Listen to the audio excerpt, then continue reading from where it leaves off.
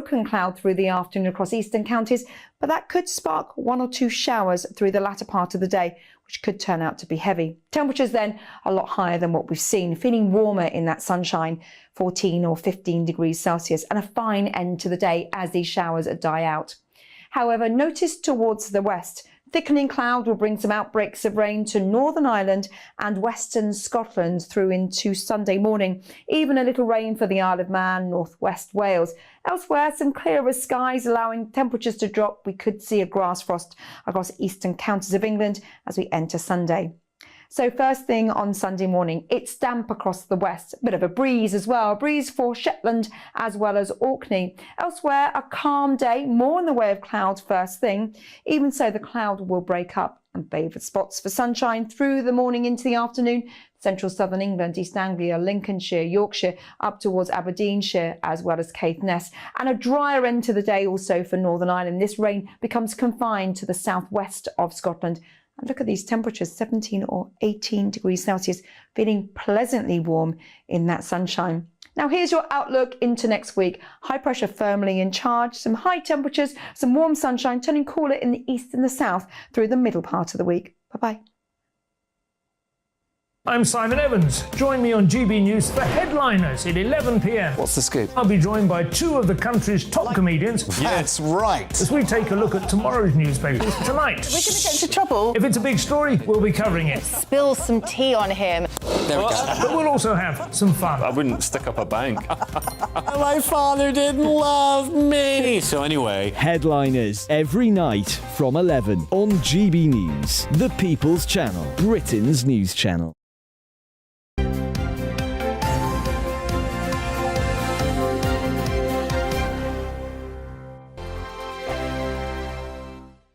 First and foremost, I am a GB News fan, and I was before I was working here. Just love the fact that we're asking the questions that a lot of establishment media won't ask. With a bit of a twist, we not only want to inform you, but we want to keep you entertained. It's worth the drive because you get in and the team's all ready and waiting, they're itching to go, and it's a proper little family. GB News is the People's Channel. It's the audience that makes the programme sing. We're giving our viewers and our listeners a voice. I see the thousands of your letters, tweets, emails, you name it, coming in. Britain is broken. How on earth did we get into this mess? But more importantly, how do we get out of it? The establishment had their chance. Now we're here to represent you. It's time for something different. It's time for GB News. I'm very patriotic. I believe in Britain. Our best days lie ahead. Britain's watching. Britain's watching. Join us here on GB News, The People's Channel. Britain's news channel. I'm Andrew Doyle. Join me at 7 o'clock every Sunday night for Free Speech Nation, the show where I tackle the week's biggest stories in politics and current affairs with the help of my 2 comedian panellists and a variety of special guests. Free Speech Nation, Sunday nights from 7 on GB News, the People's Channel, Britain's news channel. Here on GB News Live, we'll be keeping you in the picture, finding out what's happening across the country and finding out why it matters to you. We'll have the facts fast with our team of reporters and specialist correspondents. Wherever it's happening, we'll be there from 12 noon on TV, radio and online. GB News, the People's Channel, Britain's news channel. Here on GB News, we're starting the conversation and having the debate that the establishment won't have. No one will be cancelled. Join me at 4 p.m. every Saturday and Sunday. We'll be discussing all the big topics of the weekend. Oh, get cracking! Always honest, always fun. Only on GB News, Britain's news channel. Hello, I'm Michelle Dewberry, and you can join me every weekday 6 till 7 on Jubes and Kerr. You're an inspiration to us all. Click that bit up. Well, you are. That's my ringtone. My political ambitions are, those days are gone, I can tell you. She's only teasing. Go on. He's probably going to want to lay down now. I'll give him 2 minutes to have one. Let's respectfully disagree. That's what we like. Absolutely. On Jubes and Kerr. Come and join us. GB News, the People's Channel. Michelle Dewberry, weekday evenings at 6 o'clock. I'm Simon Evans. Join me on GB News for Headliners at 11 p.m. What's the scoop? I'll be joined by two of the country's top comedians. That's right. As we take a look at tomorrow's newspapers tonight. We're going to get into trouble. If it's a big story, we'll be covering it. Spill some tea on him. There we go. But we'll also have some fun. I wouldn't stick up a bank. My father didn't love me. So anyway. Headliners every night from 11 on GB News, the People's Channel, Britain's news channel. We've got a brand new lineup every Saturday night on GB News. From 6 p.m, I'll give you my unique take on the world today. Then at 7, it's me, Calvin Robinson, with my Common Sense Crusade. New to GB News is the Saturday 5. 5 times the opinion. Join us every Saturday from 8 p.m. as we debate the week's stories. With us 4, plus a special guest. And at 9, of course, it's Mark Dolan Tonight. Brand new Saturday nights on GB News, Britain's news channel.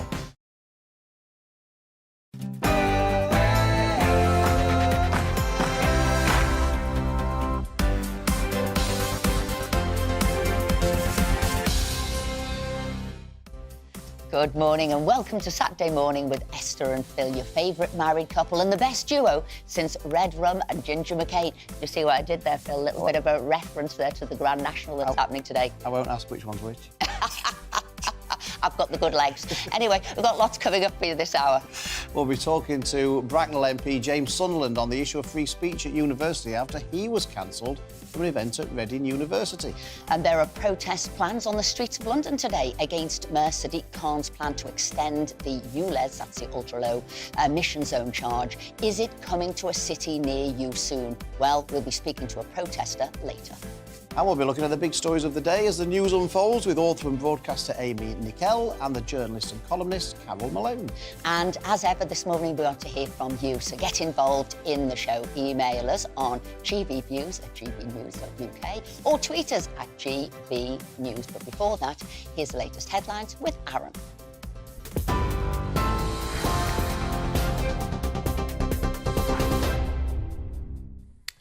Good morning to you. It is just after 10 o'clock. I'm Aaron Armstrong in the GB newsroom.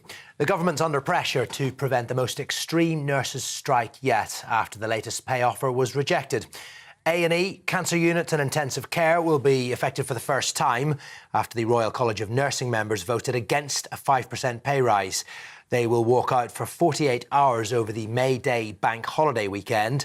However, Unison members overwhelmingly backed the deal.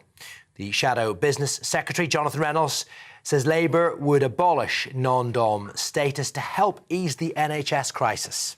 I'd say what we can tell from what we've seen yesterday is, first of all, a resolution is relatively close. I think the government should have negotiated sooner. This shows this was always resolvable. This has always been, yes, about pay, but it's also been about the burden, the workload NHS staff are under. And if you take our plan, which is to abolish the non-dom super tax regime for very wealthy people, use that revenue, over £3 billion, to expand the NHS workforce, you're giving people some hope that some of the pressures they're under in future are going to be resolved. And I think that's all they've ever asked from the government. Well, the Shadow Armed Forces Minister has told GB News victims of abuse and bullying are repeatedly being let down. Luke Pollard says he doesn't think Westminster is a safe place to work, and a blind eye is being turned to predators around Parliament. Speaking to Gloria Di Piero, he described the Commons as the most unprofessional workplace he's ever encountered. The MP, who recently announced he'll step back from politics, is calling for a robust system that protects victims. I still don't think Westminster is a safe place to work, especially for many of the young members of staff that MPs employ. And we know that there are predators around Westminster that are sometimes allowed to continue or a blind eye turned. And I want to see that changed, because I think Westminster should embody the very best of our country. It should be a place that people aspire to get elected to and then want to change the world from a position of strength. And I'm afraid at the moment, I sometimes feel Westminster lets the rest of the country down. And you can see the full interview with the Shadow Armed Forces on Gloria Meets tomorrow at 6 o'clock. The First Minister of Scotland will set out his plan for the country, campaigning in an area that could face a by-election. Humza Yousaf says he will set out a positive, ambitious and radical vision for Scotland as he visits the constituency of Rutherglen and Hamilton West. He's already admitted it will be hard work. to win a potential by-election in the seat, where there is the potential for a recall petition against the sitting MP, Margaret Ferrier. Hundreds of protesters are threatening to disrupt the Grand National race later. The Animal Rising group says 300 activists will attempt to prevent it from starting at Aintree. They're also expected to block traffic with a slow march along the route to the venue. Police, though, say they have a robust plan in place to prevent disruption. The head of the Jockey Club, Nevin Truesdale, says the action could be dangerous. Working extremely closely with Merseyside Police, with other stakeholders in the region and with our own security teams to make sure that we're taking all the steps we possibly can to prevent such a protest. Animal Rising probably need to just reflect on whether it's a positive thing for their cause to be seeking to curtail and indeed destroy the enjoyment of millions watching and thousands on the track, as well as endangering themselves, the jockeys, the officials, and actually most importantly of all, from their point of view and from our point of view, the horses that they purport to protect. The US President says his country and Ireland are united by history, heritage and hope. Joe Biden said his 4-day trip, which took in his ancestral roots in County Louth and County Mayo, felt like coming home. The Taoiseach, Leo Varadkar, called Mr Biden's visit successful, saying Ireland has an ally in the White House. The Japanese Prime Minister has been evacuated from a public event after what appeared to be a smoke bomb was thrown at him. A loud explosion was heard at the venue in Wakayama, but Fumio Kishida was unharmed. A man was detained at the scene. It comes just a year after the former Prime Minister Shinzo Abe was assassinated. Ukrainian officials say its forces are finding more components from China in Russian weapons used in the war. China's defense minister is set to pay a 4-day visit to Russia tomorrow to meet with military officials. Moscow and Beijing declared a no-limits partnership, and they have moved to further strengthen their economic, political and military ties since Moscow invaded Ukraine. China denies they are arming Russia. Now, the lineup for the coronation concert at Windsor Castle has been revealed. Katy Perry and Lionel Richie are amongst those who will serenade the King and Queen consort on the 7th of May. Other performers include the Italian opera singer Andrea Bocelli, singer-songwriter Freya Ridings, and Take That. The concert will also feature a performance from community choirs and amateur singers from across the country. This is GB News. More as it happens. Now it is back to Esther and Phil.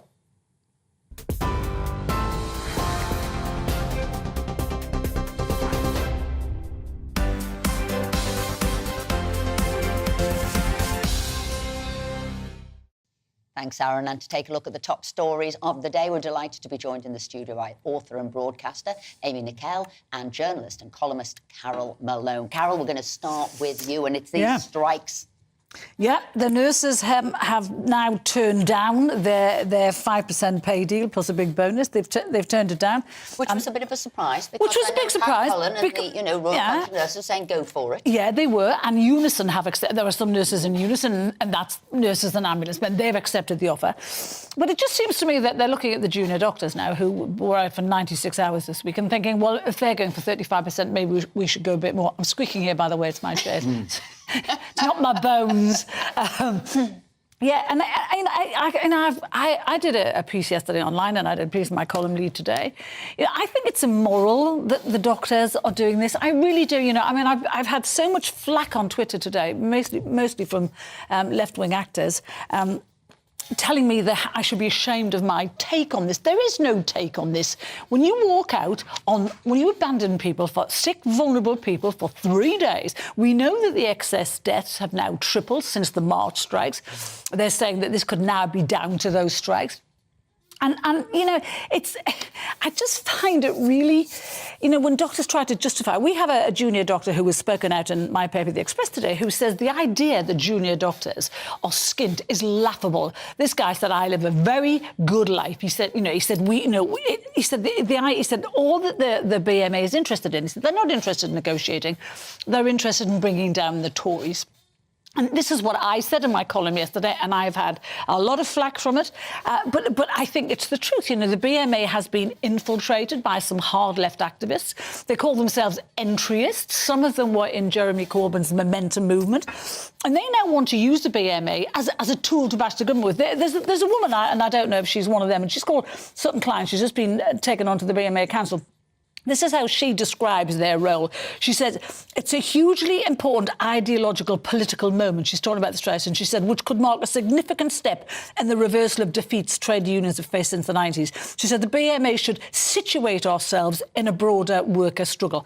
Where was that talking about junior doctors' pay? Where was that talking about NHS crisis hit? Harm. That is the oath you take, and you've made a mockery of that. And you've got, as you say, your patients as collateral damage in a way. Amy, what I don't know. I draw issue with Carol's use of immoral there, because I think that this is a result of what happens when you pass a budget like Jeremy Hunt did without mentioning or including the public services. The public services, the NHS, it cannot run on goodwill, and if they want to stick to that oath, do no harm, if they continue to work in the conditions they are going to do harm. What conditions, Amy? What conditions? In the fact that the retention rates in the NHS are going lower and lower, people are leaving the industry because it is not paying what they should. Well, first of all, it's had billions of pounds. Yes, billions exactly. and billions. However, comparable... And the number of doctors has gone from 100,000 to 136,000. So when we're talking paying conditions, they've actually gone better.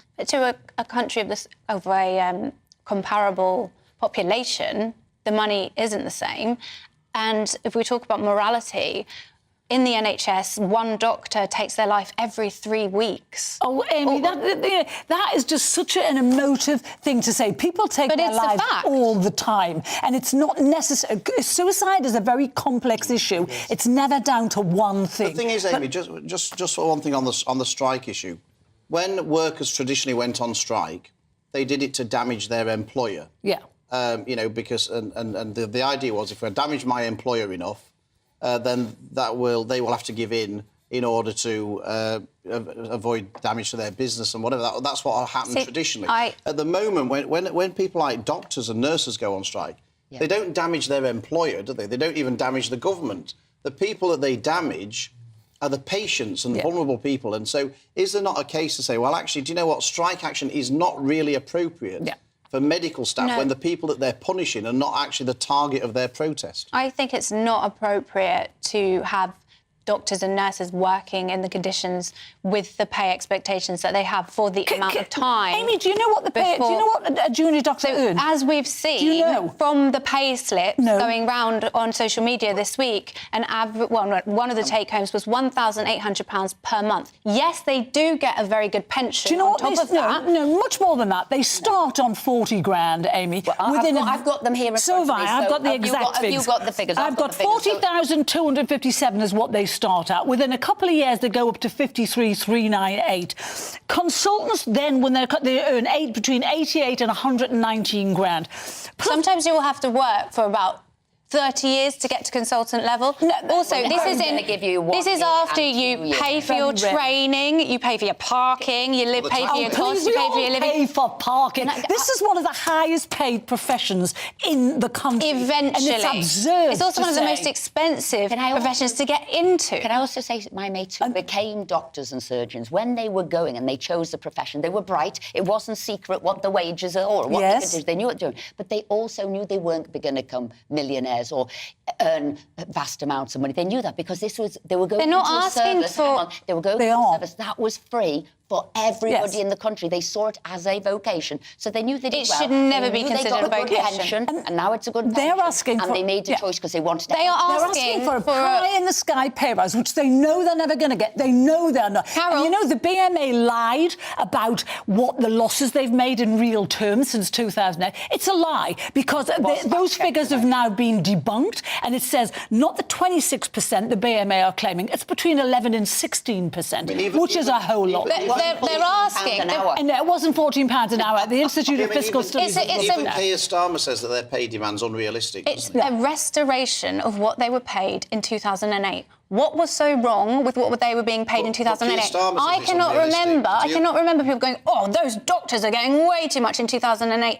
if we want good public service, good public health, we need to have good investment. Right, what do you think about this? We'll move on to another, because I know our viewers will have a lot, and some people do sympathise that they do need more money to cost of living and inflation, and we get that. It was the ridiculous 35%. But Grand National, as it's Grand National's Day, I feel I've got a Grand National frock on. Right, so page 13 of the Times. It's the a good frock. activists plan to rain on the Nationals parade, and it certainly rained at Aintree yesterday for Ladies' Day, but they didn't seem to deter anybody there. I just wondered, Amy, what do you make of these? Aaron was telling us in the news about Animal Rising, who are wanting to stop the race from going ahead and blockade people from getting to the race course and stop the race from taking part. Do you have any sympathy with these so-called animal rights activists who want to stop the Grand National?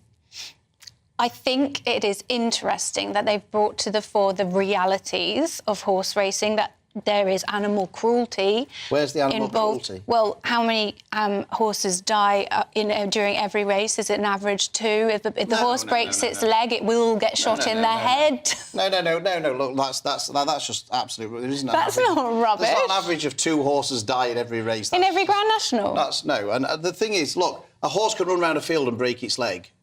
It doesn't. The thing is, not racing. No, just the thing in a is, field. if racehorse, I mean, I don't know if have you ever been to a racing stable?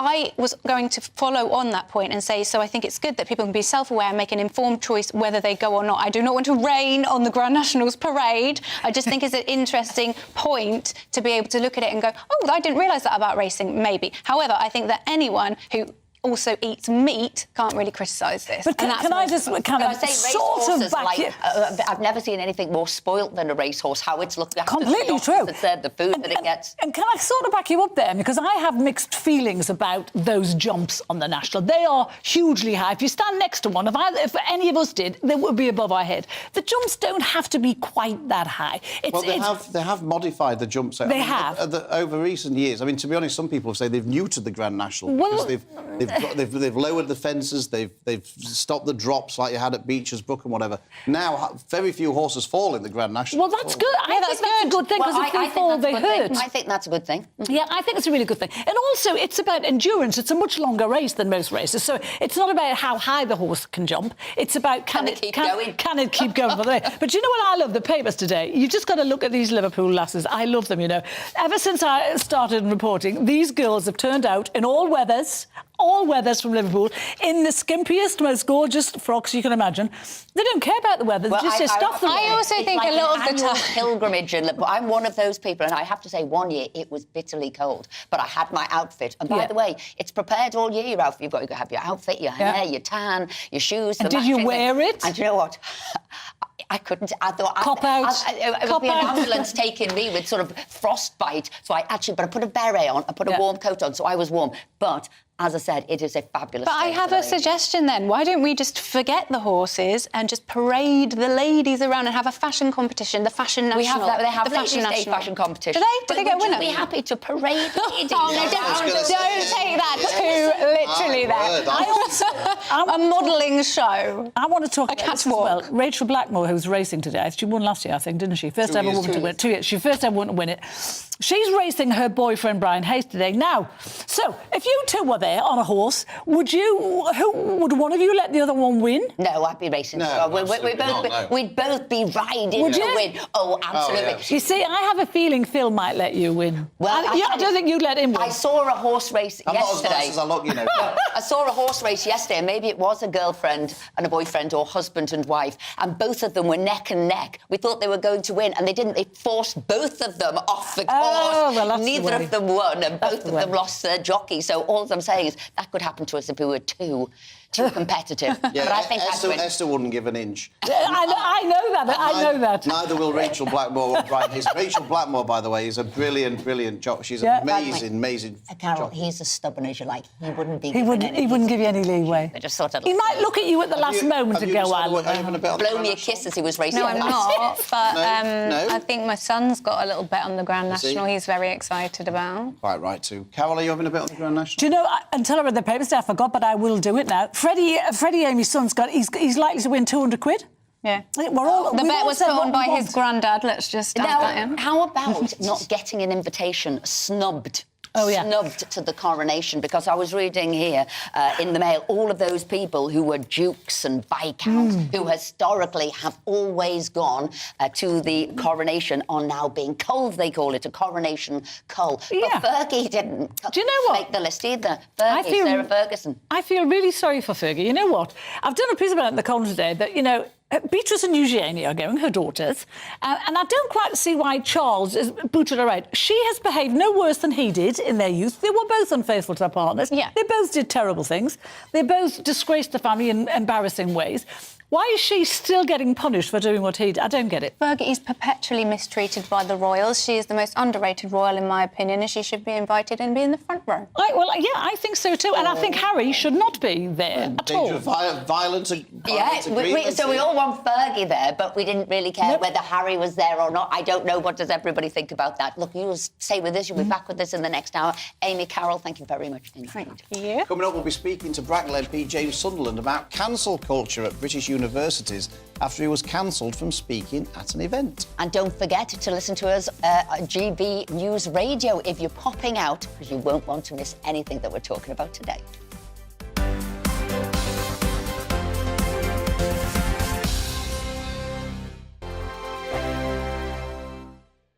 It's all about family, being in people's living rooms, all the interaction and getting to know who our viewers and listeners are. When I was young, my dad used to say, Nana, stop arguing. I wanted an outlet that would enable me to give my opinion. People are going through a really hard time right now, and I know that you don't feel like you're being listened to by the establishment. I came to GB News because it's the People's Channel, and I want the audience to have their say on the events of the day. We're dynamic. We do something different. Democracy shows that the wisdom of the nation is in its people. I get to travel to find out what the story is from a personal perspective. The British people aren't fools. We know when we're not being told the full story. We've got to work out how Britain moves forward from this. It's the best country in the world. The establishment had their chance. Now we're here to represent your views. Britain's watching.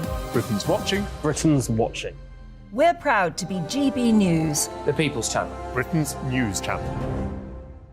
Hello, I'm Michelle Dewberry, and you can join me every weekday 6 till 7 on Jubes and Kerr. You're an inspiration to us all. Click that bit up. Well, you are. That's my ringtone. My political ambitions those days are gone, I can tell you. She's only teasing. Go on. He's probably going to want to lay down now. I'll give him 2 minutes to have one. Let's respectfully disagree. That's what we like on Jubes and Kerr. Come and join us. GB News, the People's Channel. Michelle Dewberry, weekday evenings at 6 o'clock. Start the day with GB News. We catch up on all the big stories you didn't hear the night before. And take a look at what the world's talking about this morning. That's right, Monday to Thursdays from 6 o'clock. It's Breakfast with Eamon and Isabel. Straight after breakfast, join us, Bev Turner and Andrew Pearce. We're going to take you through till noon. We'll be tackling the big topics of the day, including the things that the other channels just won't talk about. If it's happening here. Wake up to mornings on GB News, the People's Channel. Britain's news channel. I'm Simon Evans. Join me on GB News for Headliners at 11 p.m. What's the scoop? I'll be joined by 2 of the country's top comedians. That's right. As we take a look at tomorrow's newspapers tonight. We're going to get into trouble. If it's a big story, we'll be covering it. Spill some tea on him. There we go. But we'll also have some fun. I wouldn't stick up a bank. My father didn't love me. So anyway. Headliners every night from 11 on GB News, the People's Channel, Britain's news channel. We've got a brand new lineup every Saturday night on GB News. From 6 p.m, I'll give you my unique take on the world today. Then at 7, it's me, Calvin Robinson, with my Common Sense Crusade. New to GB News is the Saturday 5. 5 times the opinion. Join us every Saturday from 8 p.m. as we debate the week's stories. With us 4, plus a special guest. And at 9, of course, it's Mark Dolan Tonight. Brand new Saturday nights on GB News, Britain's news channel.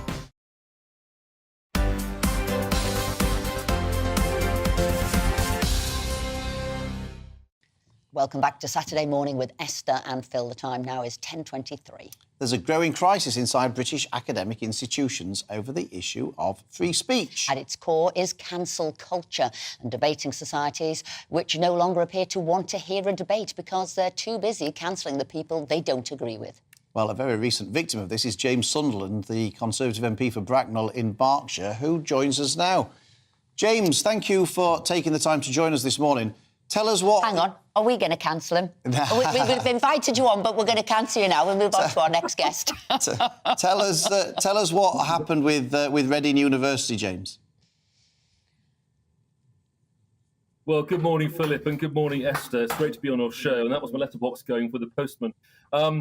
I was booked to appear in front of the Reading University Politics Association, and it was a good event, I believe. They have a regular slot for MPs to come and talk to them, and we spent the last 2 months in nailing the date. And to my complete astonishment this week, what's happened is that I was basically cancelled. I had an email from the guy who led the event to say that my services were no longer required. And what reason did they give you for withdrawing the invitation, James? Well, I'm going to read it to you, and you're going to love this. Having previously had such a successful event with MP Tan Desi, who's the Labour MP for Slough, and having many students from across the university thanking us for bringing in an MP that, quote, looked like them, we feel it would be inappropriate to bring in somebody whose views on immigration conflict with the ethos of the society. So basically, they didn't want to hear from you because they disagreed with your opinion, and I didn't quite get the bit about you not looking like them, or I'm not entirely sure what that's. What's that about? Have you had any further communication with them since? Have they been in touch since, or has that been the end of the matter? No, I mean, interestingly enough, I did respond. I thought about it and thought it was outrageous and shocking. Not only the language being used, it was clearly drawing attention to the difference in how I look as a white male with Tan Desi, who is a great friend of mine from neighbouring Slough. The communication was very interesting because I asked this individual who exactly he was. I said to him, can I ask, please, who you are and what role you have at the university? Not only is your email ill-informed and discriminatory at best, it also runs contrary to the principles of your own group. The society is a great opportunity to join a community of open-minded, politically orientated individuals for you to connect with and learn more about different aspects of politics. Well, I asked him who he was. He came back to me and said that he was the elected president of a student-run body affiliated with the Students' Union, not the wider university.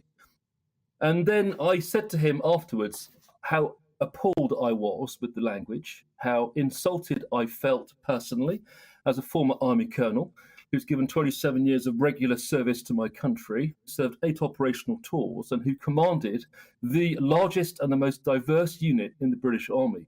If this is what we are seeing from universities these days, if universities are tolerating this kind of behaviour and this kind of language, I really fear for the future of our students. Now that he's heard that, if they were to send you an invitation again, saying, please do come and do the speech, do come and do a debate, would you? No, it's a simple answer. I'm pretty straightforward. I'm probably one of the more balanced MPs in Westminster. I hope you'll agree with that. I'm a very proud serviceman and I serve my constituents to the best of my ability. I'm transparent, I'm fair, I'm reliable, I'm honest, and I felt offended by that. And actually, it's not just about being offended, it's actually broader concern for me about what we are doing in universities and what we're seeing. So the answer would be no. You get one strike with me and that's it. James Sunderland, thank you so much for taking the time to join us this morning, and quite an extraordinary email that you received. Thanks for taking the time to be with us. And the Universities UK sent in a statement in regard to James Sunderland being cancelled, and it said, institutions do all they can to ensure a culture which encourages diverse groups and individuals to participate in debate and discussion with mutual dignity and respect. Without free speech and academic freedom, universities could not fulfil their most core roles. It carries on. It drives forward innovation and discovery, provides students with the opportunity to test their thinking, and it ultimately ensures that universities play a central role in our national debate and wider society. So make of that what you will. They might want to have a word with Reading University by the sounds of it, if that is what their ethos is. It's quite an extraordinary story, though, It is. isn't it? You know, he didn't look the part, knew nothing about him. But then it's interesting that James said, well, no, you've insulted me now. If you were to act as back, no, I wouldn't. And he is a straight-talking kind of person. But he's the wrong person not to go and do a debate in a way, isn't it? They should But be it's sad, isn't it, mixing that and they're listening not to him. opening themselves up to I different... bet you our viewers have got something to say about that. Absolutely.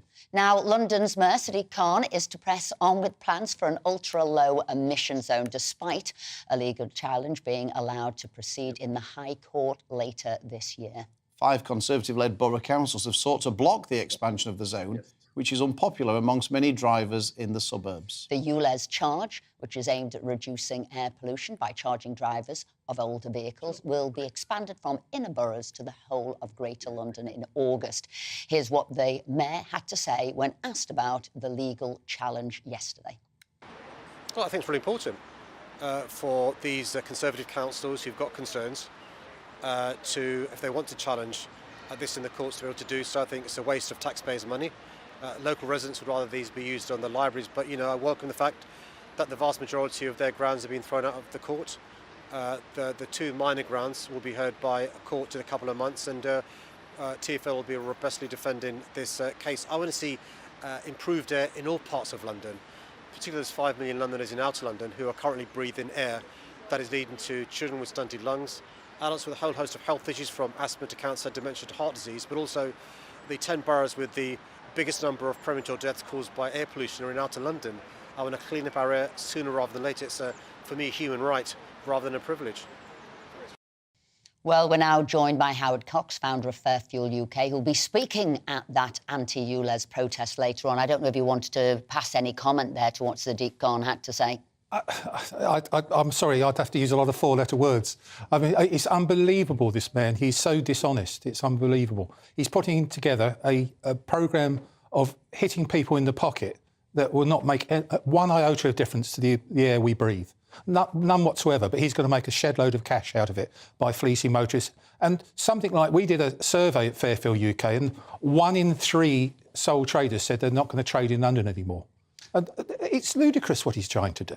So, I mean, if we take at face value the fact that the Mayor of London wants to improve the air quality for people in inner London and outer London, what should he be doing instead of this? Well, I think he needs a better road transport strategy for a start. He's actually been responsible for actually making more congestion and potentially more pollution by low traffic neighbourhoods introduction, massive cycle lanes. There's one cycle lane in London, you can get an HGV truck down it, and only one cyclist I saw using it. These are the sorts of stupid things he's putting in place. And what is really, I don't understand, is that he had a public consultation process, which 2 out of 3 people objected to his ULEZ expansion. He ignored that. 5,000 of my supporters actually took part in this consultation, and he's ignored them. He's dumped them. And he also lied to the London Assembly beforehand, because he actually ordered the cameras before the public consultation agreement. Yes. How can you trust a politician like that? And that really was part of the judicial review, wasn't it? He didn't follow the correct procedure. He hadn't done that consultation on a scrappage scheme. He was determined to do something, whether the facts fitted it at all. So, you know, today at the protest, you'll be there, you'll be speaking. Who else will be joining you? Well, Sean Bailey will be talking. I understand. I think you might be picking up on the live feed later on. I think Ian Duncan-Smith might be there, but it's being run by the Together Declaration Group, who really are actually all for freedom and freedom of choice and that sort of thing. And I'm backing them to the hilt. We hope to have 3,000 or 4,000 people there. And I'm sorry to say about this, but I'm really going to say to Sadiq Khan, why don't you come along to it and show to these 3,000 or 4,000 that you're right. Now, presumably the courts can't force the policy to be changed. They can only make sure that the process that's followed is a lawful process. So you can't rely on the courts to overturn the decision. But what chance do you think there is that the Mayor will back down over this and change the policy? Do you see any hope that he might do that? I personally think what he might do is actually delay it until after next year's election. The London mayoral elections are actually in May next year, so we're only just over a year away from that. And there's a lot of people that actually are standing on an anti-ULEZ ticket. And that sort of thing. And fundamentally, what he should be doing is actually talking with the Transport Minister, talking with the government and saying, am I doing the right thing? Because we mustn't forget, this particular type of policy is being watched and even introduced all across the country. And we're seeing... But yes, you're quite right, being introduced cross-country. Can I ask you a question? You might be able to answer it, because I obviously follow what people are saying online. Is it the cash? Because it is the cost, and I've seen the cost, and it is absolutely prohibitive. You know, if you don't have much money and you've got an older car, it is prohibitive.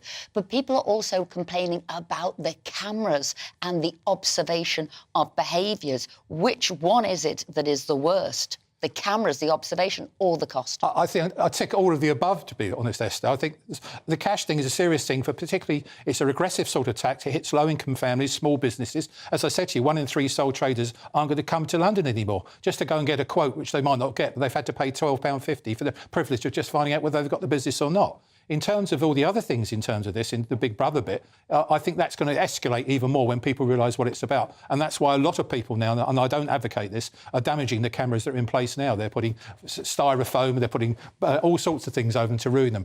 And don't forget, he spent £150 million on the cameras to get 200 million of actually income from the actual scheme itself. So I'm sorry to say that, you know... £150 million on cameras. Gosh. Anyway, Howard Cox, Director of Fair Fuel UK, thanks ever so much for joining us, and we'll follow the progress of the demonstration this afternoon on GB News. I can't get over that, £150 million on cameras spying on every one of us. Well, coming up, are we witnessing the end of politicians? Did you hear that, Bill? We'll be speaking to the author of a book that suggests just that. And don't forget to get in touch with us. Email us at gbviews@gbnews.uk. We want to hear what you think about everything that we've been discussing on the programme, and stay with us.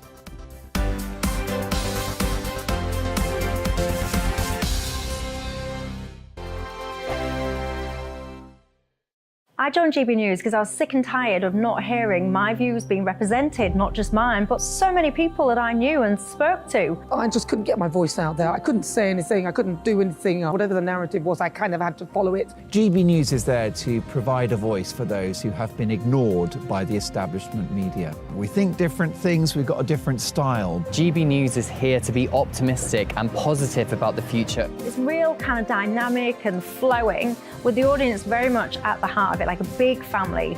Here at GB News, we talk about the things that matter to you. Hearing the voices from right across our towns and cities, especially our towns. All sides of the argument represented with a heavy dose of opinion. We're on a mission here to make a difference. And the GB News family really is here for you, and whatever time of day you can watch or listen. Britain's watching. Britain's watching. We're proud to be GB News. The People's Channel. Britain's news channel. Westminster is going around in ever-decreasing circles, followed by the media. Britain is broken.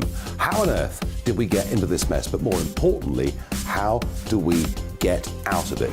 Join me at 7 p.m, Mondays to Thursdays on Farage, here on GB News. We will have open, rational debate. We've got to work out how Britain moves forward from this. Join us here on GB News, the People's Channel. Britain is watching. You've probably seen politicians interviewed 1,000 times, but we do it differently. We find out who they really are, we don't shout, we chat, and hopefully we bring a bit of light, not just heat. Did you know Kate Moss? Apparently. Do you have a pair of jeans or a pair of jeans?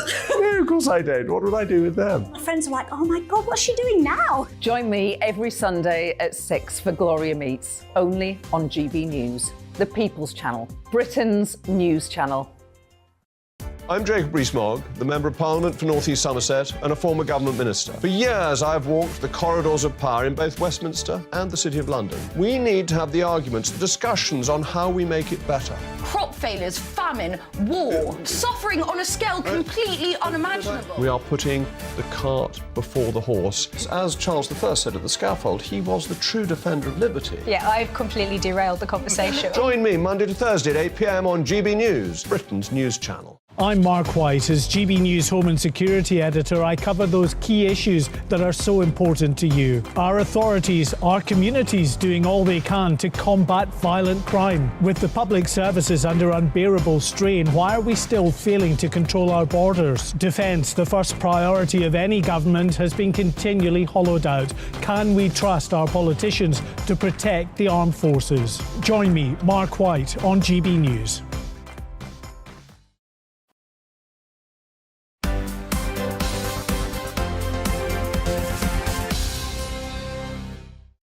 Welcome back to Saturday Morning with Esther and Phil. Yeah, lots of views coming in, particularly about the debate we were having with Carol and Amy about the doctors and nurses being on strike. Kirsty says, I'm a single mum to 2 children and have disabilities. I get ESA and tax credits, and I've not once had to use a food bank, and I'm surviving this cost of living crisis because I budget. These strikes are a joke, because if I can survive on the little that I get, then doctors and nurses surely can too. And Anthony says, these greedy people are immoral. They took the Hippocratic oath to do no harm. Get back to work and just hope that the people you have been punishing, the patients, forgive you eventually. And Anne says here, hi Esther and Phil, do people really understand how much junior doctors have to sacrifice to become a doctor, not to mention the debts they're left with? We need to help them, full stop, so look after them. And Ruth says, I've been a trained nurse since 1989. I'm disgusted with the junior doctors. Yes, they do 7 years of training. Most of them require a lot of support in their first 2 years. More senior doctors take responsibility for any decisions made. They finish the training on one job, so technically they're newly qualified medical students.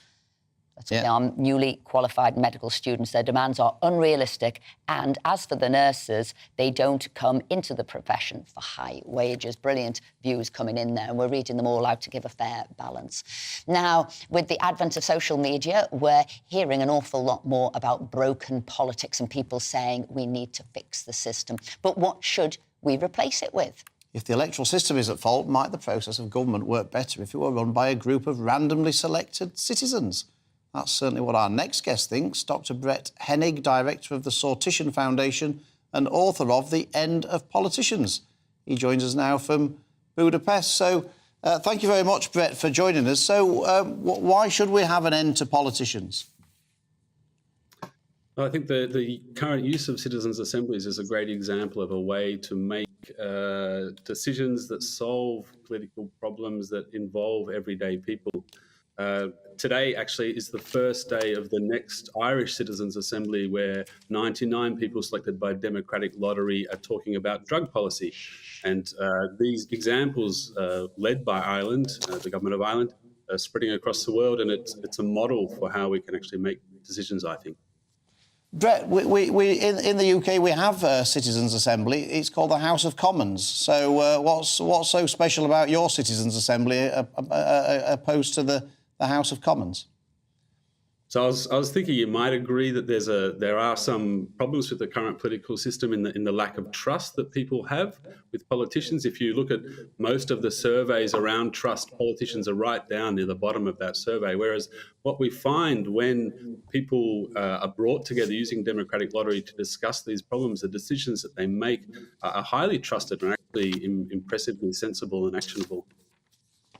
Brett, I enjoyed watching your TED Talks and various videos online, and I could see where you were going. You were looking at the evolution of democracy. So, you know, in bygone times, there would have been the king, there would have been aristocrats, and those aristocrats were replaced with rich people. But how did the rest of the population get involved in democracy? So I got all that. But I guess I'm looking at the practicalities of these assemblies and how they work. So who chooses these assemblies and who chooses the topics that they're going to discuss? And then how do you formulate that into policy and lead the country? So the assemblies are chosen very similar to how a jury in a court is chosen. It's a lottery system, and you select the people, and you can make sure that selection of people is broadly representative of the population. It can be half men and half women, lots of young people, many old people. You bring them together in an informed environment where experts present to them, and they can talk to those expert witnesses, and then formulate the policy or formulate the proposal. Who would set the agenda is a very interesting question. To date, the governments have set the agenda, but what the Sortition Foundation is actually campaigning for is for the House of Lords to be replaced by such a permanent citizens' assembly, which we're calling a House of Citizens. And in that sense, it would just be a balance of power accountability mechanism. Because obviously we have parish councillors, town councillors, councillors, MPs, and getting those people isn't as easy as you think. So most people are constantly looking for these people who would be, as I said, these upstanding people of the community. So who would you like as an example? Who do you work with who you'd want to put on this assembly? So the idea of democratic lottery is key. It's no one that I care about. It's a selection by lottery of people to be brought together. So this is how the Irish have now done it 5, 6, 7 times. This drug policy citizens assembly kicking off today will be very interesting to see what a broadly representative bunch of Irish people think about drug policy in the UK, in Ireland. Sorry. President Macron has just finished a citizens' assembly on assisted dying, and to look at the outcome of those assembly and see how people can deliberate together in this informed environment and propose solutions to this very complex ethical problem is very impressive. Brett Hennick, thank you very much indeed for joining us. And I can see that with certain topics, you could say assisted dying, euthanasia, various things you could get people to give an opinion on, but the practicalities of it, I don't see it working. I think democracy is important as a principle, and I suspect that most people who argue for these citizens' assemblies are the people who can't get elected, frankly, or people whose views they share can't get elected. Yeah, so this is their way of bypassing, I agree with an bypassing the democratic process, a way to get their views that are minority views. Bypassing the voted people. Exactly. Yeah. Anyway, but we're interested to know what extending democracy, I get that, but I'm not sure that's the way forward. Now, on Thursday, Florida Governor and Republican presidential hopeful Ron DeSantis signed a law that bans abortion after 6 weeks into pregnancy. Opponents of the abortion ban argue that it's effectively only 4 weeks, often before many women wouldn't even know that they are pregnant. American Civil Liberties Union of Florida said it would disproportionately affect women from poorer backgrounds and rural communities, or force them to travel out of state or resort to illegal practices. Joining us now to talk about this and whether anything at all should change in the UK, where abortion is allowed up to 24 weeks of pregnancy, are feminist writer Jean Hatchett and spokesperson for the Society for the Protection of Unborn Children, Grace Brown. So if I start with you, Jean, to reduce the time to 6 weeks, is that really a roundabout way of banning abortion? Oh yes, it absolutely is. The majority of women aren't aware that they're pregnant, or don't take steps towards seeking an abortion until after 6 weeks and 6 days.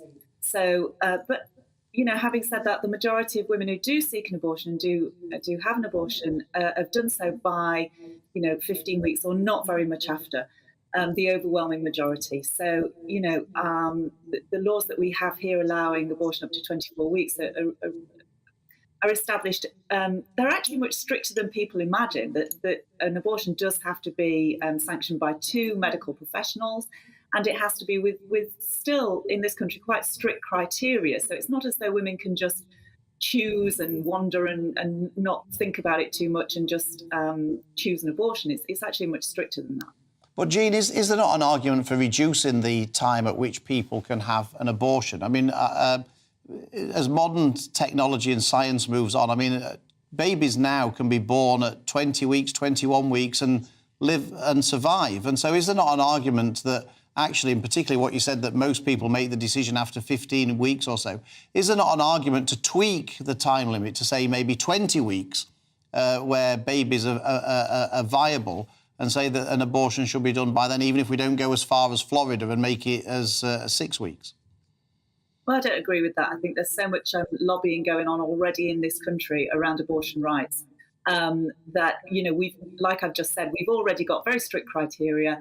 Most babies are not viable beyond, before 24 weeks. So we have got, the Abortion Act 1967 made provisions specifically for women, but also for, for the rights of babies who would be born, who were viable beyond that point. And I think we have it right here. In fact, I actually think it's maybe too strict in some circumstances. So if I can bring in Grace, and maybe which circumstances is this too strict before I bring in Grace?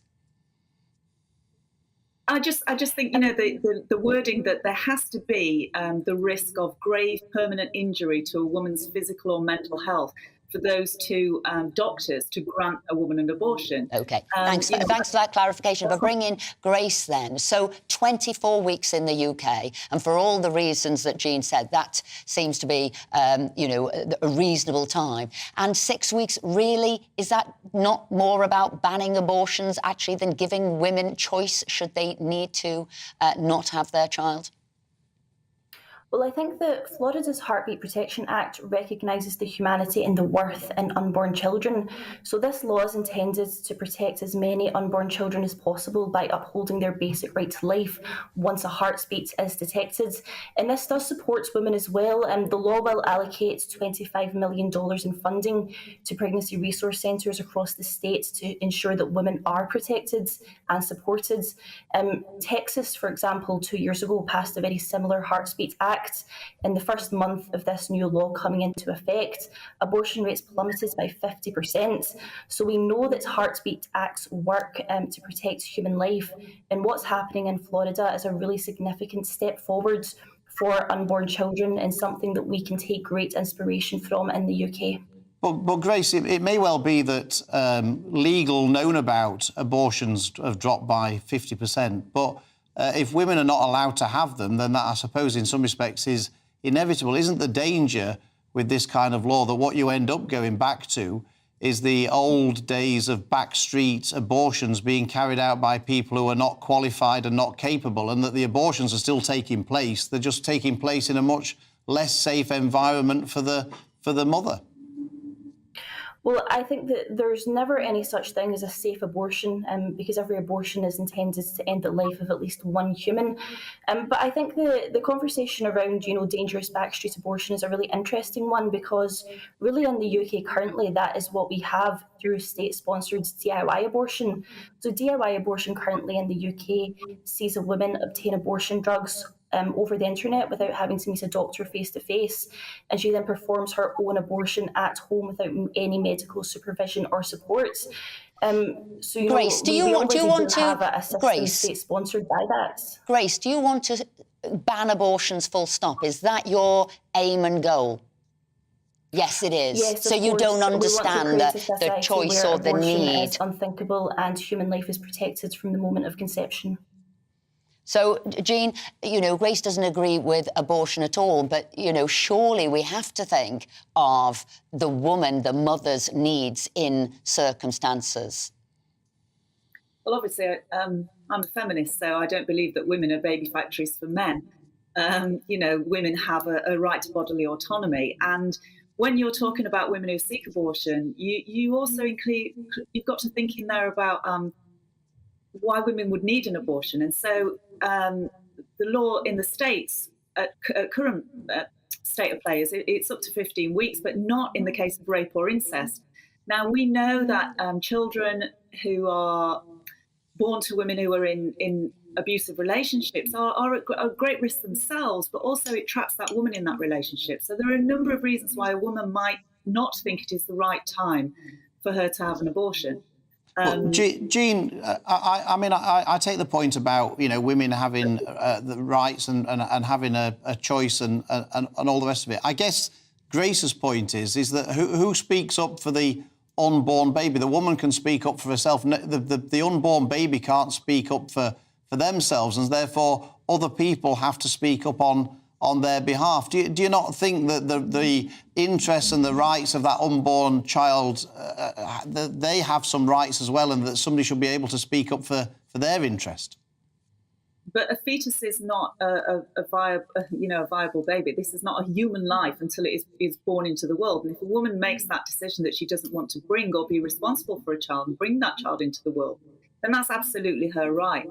And, no male politician should be having a say over forcing a woman to give birth. We're not baby factories. Grace, can I bring that point to you? Say a woman doesn't want a child and it might be a very abusive relationship that maybe she's in. It could be one of the reasons she doesn't want the child. Is that the sort of environment that you'd want to see a child brought in to? Well, I think, of course, every woman's circumstance is different, and we can acknowledge and appreciate that. But I think it's important to acknowledge that, an unborn child is not part of a mother's body. Bodily autonomy does have limits. One person's right to control their own body cannot supersede the right to life of another person. So, of course, we wouldn't want to see children brought into disadvantaged circumstances. But I don't think that that's an argument for abortion. I think that that's an argument for taking positive steps to improve the quality of living for everyone. So how about that, Jean? Maybe then it isn't an abortion. Would it be an adoption then? But then I also have to question, if you were in a controlling, coercive, abusive relationship, would you be allowed to have that child adopted? Jean, quickly for an answer. I just think this notion of the it's hyperbolic to call it an unborn child. It isn't a child until it is born. And this idea that the child is existing independently of a woman within her body is nonsense. I've given birth. I know this. So, I don't know whether your other interviewee has. I've also had an abortion. I have been able to choose both of those things. And I think that's a right that we must fight really, really vehemently to protect in this country. Jean Hatchett, Grace Brown, thank you so much, both of you, for joining us this morning and for having such a very mature and respectful debate on a subject that I know causes people to get have very strong opinions. We appreciate that. And giving very honest answers as well. Absolutely. Very personal Very interesting and honest debate, answers. isn't it, about where the balance should lie. Now, we have lots more coming up in the next hour. We will still be joined by our studio guests, the punchy panel, Carol Malone and Amy Nicol, as we discuss the main news, making the news that everybody's talking about. And we'll be speaking to a gangster-turned-chief executive who's now heading to Hollywood. And, of course, looking ahead to the Aintree Grand National with racing presenter Nick Luck and Mr Liverpool, Pete Price, and trying to bring you the winner. Hello there, good morning. It's a sparkling start to the day across many areas, settled through the weekend, although we will see some rain in the northwest on Sunday. And in fact, through this first part of the day, a little rain just lingers on across the far southeast, that low pressure system clearing towards France. Elsewhere, quieter skies, and with that, the chance of a frost yet again into Sunday morning towards the east. But first thing on Saturday morning, it's a cold start across more western areas. But with that, some good spells of sunshine. The rain fades away. We'll see a broken cloud through the afternoon across eastern counties, but that could spark one or two showers through the latter part of the day, which could turn out to be heavy. Temperatures then a lot higher than what we've seen, feeling warmer in that sunshine, 14 or 15 degrees Celsius, and a fine end to the day as these showers die out. However, notice towards the west, thickening cloud will bring some outbreaks of rain to Northern Ireland and western Scotland through into Sunday morning. Even a little rain for the Isle of Man, northwest Wales. Elsewhere, some clearer skies allowing temperatures to drop. We could see a grass frost across eastern counties of England as we enter Sunday. So first thing on Sunday morning, it's damp across the west. A bit of a breeze as well. A breeze for Shetland as well as Orkney. Elsewhere, a calm day, more in the way of clouds first thing. Even so, the cloud will break up and favour spots for sunshine through the morning into the afternoon. Central southern England, East Anglia, Lincolnshire, Yorkshire, up towards Aberdeenshire as well as Caithness. And a drier end to the day also for Northern Ireland. This rain becomes confined to the southwest of Scotland. And look at these temperatures, 17 or 18 degrees Celsius, feeling pleasantly warm in that sunshine. Now here's your outlook into next week. High pressure firmly in charge, some high temperatures, some warm sunshine, turning cooler in the east and the south through the middle part of the week. Bye-bye.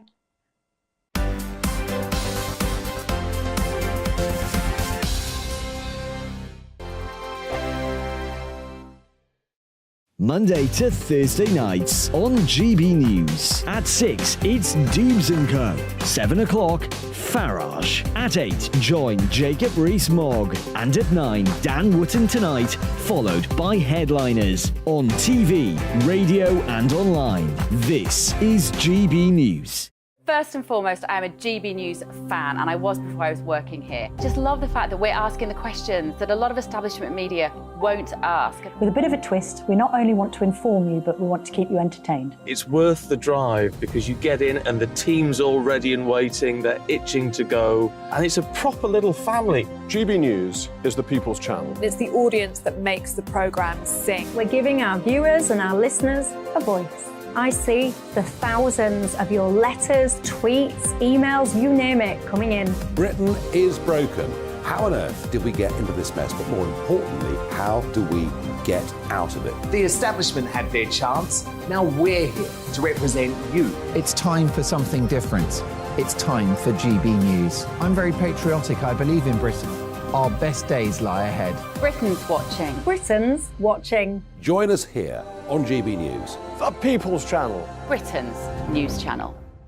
Join me, Patrick Christie's, Monday to Friday, 3 till 6. We tackle the day's news agenda like you've never seen before. It's high tempo, high octane, the most controversial topics, and the best guests. You will not be able to take your eyes and ears off it. I'm not afraid to ask the questions that you really want answered. 3 till 6 p.m, Monday to Friday on GB News, the People's Channel, Britain's news channel. GB News has its own late-night paper preview show, Headliners, where comedians take you through the next day's top news stories. You don't have to bother reading the newspaper, we've got it covered for you. Headliners, every night at 11 p.m, and repeated every morning at 5 a.m. We won't send you to sleep like some of the other paper review shows out there. GB News, the People's Channel, Britain's news channel. Join me, Camilla Tominey, on Sunday mornings from 9:30, taking the politicians to task and breaking out of SW1 to see how their decisions are affecting you across the UK. Bursting the Westminster bubble every Sunday morning, only on GB News, the People's Channel. Britain's watching. Hello, I'm Calvin Robinson. Do not miss my Common Sense Crusade Saturdays at 7 p.m. Join me for some in-depth discussions on faith. Is that not the start of the slippery slope? It's very much so. And the big moral questions of the day. I'm baffled. You've got some nerve. Only on GB News, the People's Channel, Britain's news channel. I'm Andrew Doyle. Join me at 7 o'clock every Sunday night for Free Speech Nation, the show where I tackle the week's biggest stories in politics and current affairs with the help of my 2 comedian panellists and a variety of special guests. Free Speech Nation, Sunday nights from 7 on GB News, the People's Channel, Britain's news channel.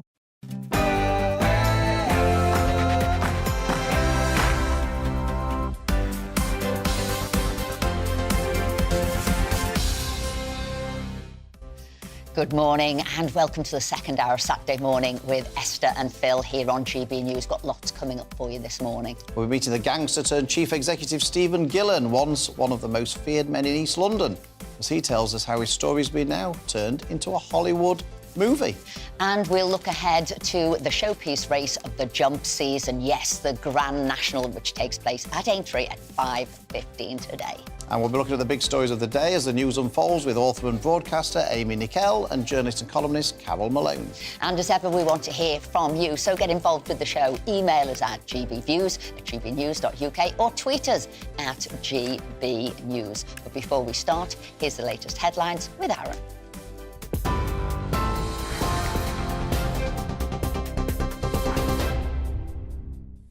Good morning, it's a minute past 11. I'm Aaron Armstrong in the GB newsroom. The government's under pressure to prevent the most extreme nurses' strike yet after the latest pay offer was rejected. A&E, cancer units and intensive care will be affected for the first time after Royal College of Nursing members voted against a 5% pay rise. They'll walk out for 48 hours over the May Day bank holiday. Members of Unison, which represents health workers, including some nurses, overwhelmingly backed the deal. The Shadow Business Secretary, Jonathan Reynolds, says Labour would abolish non-dom status to help ease the NHS crisis.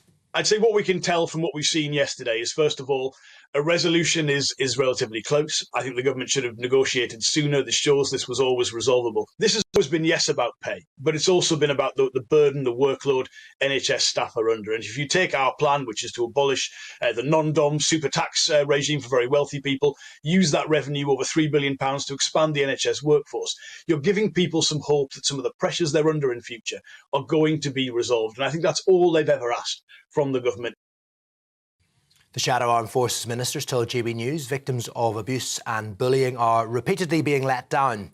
Luke Pollard doesn't think Westminster is a safe place to work and says a blind eye is being turned to predators around Parliament. Speaking to Gloria De Piero, he described the Commons as the most unprofessional a workplace he's ever encountered. The MP, who recently announced he'll step back from politics, is calling for a robust system to protect victims. still don't think Westminster is a safe place to work, especially for many of the young members of staff that MPs employ. And we know that there are predators around Westminster that are sometimes allowed to continue or a blind eye turned. And I want to see that changed, because I think Westminster should embody the very best of our country. It should be a place that people aspire to get elected to and then want to change the world from a position of strength. And I'm afraid at the moment, I sometimes feel Westminster lets the rest of the country down. You can see the full interview with the Shadow Armed Forces Minister Luke Pollard on Gloria Meets tomorrow at 6 p.m. Now, a 33-year-old woman's been arrested on suspicion of conspiracy to cause public nuisance ahead of the Grand National. The Animal Rising group has warned that 300 activists are planning to hijack the event. They're hoping to prevent the race at Aintree from starting. They're also expected to block traffic with a slow march along the main route to the venue. Police, though, say they have a robust plan in place to prevent disruption.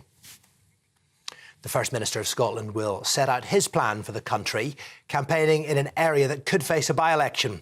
Humza Yousaf will set out what he describes as a positive, ambitious and radical vision for Scotland as he visits the constituency of Rutherglen and Hamilton West. He's already admitted it will take hard work to win a by-election in the seat, where there's the potential for a recall petition against sitting MP Margaret Ferrier. The Japanese Prime Minister has been rushed to safety after an explosion took place as he was about to deliver a speech. Local reports suggest a smoke bomb was thrown at the venue in Wakayama, but Fumio Kishida was unharmed. A man was detained at the scene. It comes a year after former Prime Minister Shinzo Abe was assassinated. Ukrainian officials say its forces are finding more components from China in Russian weapons used in the war. China's defense minister is set to pay a 4-day visit to Russia beginning tomorrow to meet military officials.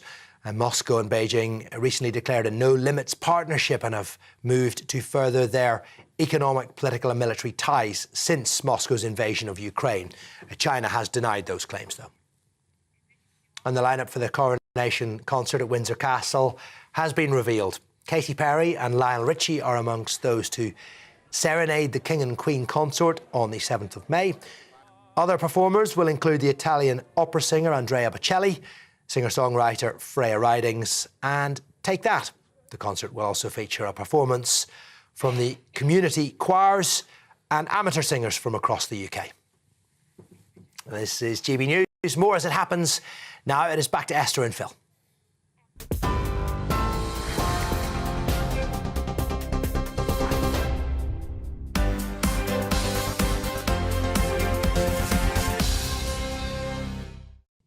Thanks, Aaron. And we're joined in the studio again by author and broadcaster Amy Nickel and the journalist and columnist Carol Malone. Amy, we're starting with you this time. Smacking ban. Right. Or not? So, I would like to bring to your attention that in England, it is legal still to hit your child, with the defence being that you can use reasonable chastisement. Now, if I went into a bar and used reasonable chastisement and smacked someone, I would be charged with assault. If I smack my child in my home, it's fine.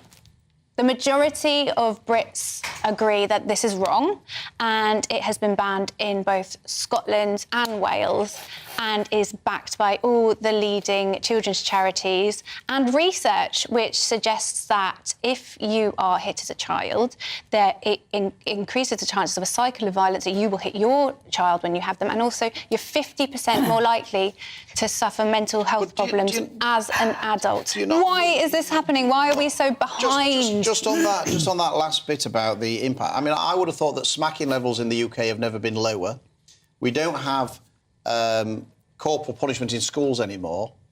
And yet, from what I can see, violence across the country has never been higher. Violent crime seems to be higher than it's ever been. Well, maybe that's all those children of the 80s growing up. It's usually lack of discipline, people will say, and knowing boundaries. And also, I guess it's what you do when you do a slap. Well, I was just going to say, and then what you need to separate out a slap that says, don't do that. Which is That's never necessary. When Amy was never reasonable. When you were talking about this, you said hitting children. Smacking children. No, but in the beginning you said it was about hitting children. Well, what's the difference? Well, I'd say there is a difference, actually, because there's a flick and there's a hit, and there's a massive difference. And I think no one should batter a child. No one should physically hurt a child. I get all of that. But I think parents are frightened of losing control of their children from the authorities. One of the arguments is that, that kids could use this against their parents. I don't buy that argument at all. But I do think that parents have to be able to control their kids. The kind of parents that are going to batter their kids do it anyway, and the social services miss it all of the time. They wouldn't be adhering to and that. There was a law. They would not going to do what we but don't. That want law to do is. But a gentle chastisement, I don't think is any bad deal. And I think parents have got to be allowed to know that they can do that. You don't want someone in a supermarket saying, "Hey, stop doing that to your child," because they're telling you what to do.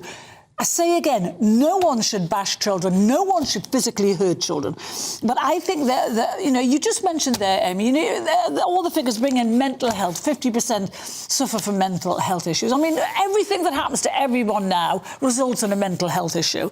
Whole generations of children were gently smacked. I was. I don't go around battering other people now, and neither do the vast majority of the British public. The people that are hitting people and really hurting people aren't the ones who had gentle smacks as children. I got corporal punishment at school when I just really am resistant to buy this. Oh, well, I did it. Oh, it happened to me, and I'm fine. Why are you resistant to it? Because I think that's a really, really lazy argument. Because if we look at the evidence, and everyone who looks into, we talk a lot about the desire to protect children. This is an easy way to offer protection to children. See, depends what you think a smack is. I'd bring corporal punishment. Any type of physical contact is not necessary. I'd bring corporal punishment back into schools. It was there when I was at school, and it was always, when it was administered, it was always justified. There was no. It was then forgotten about. We moved on and everything. And it gave teachers some. We'll move on to the next story about.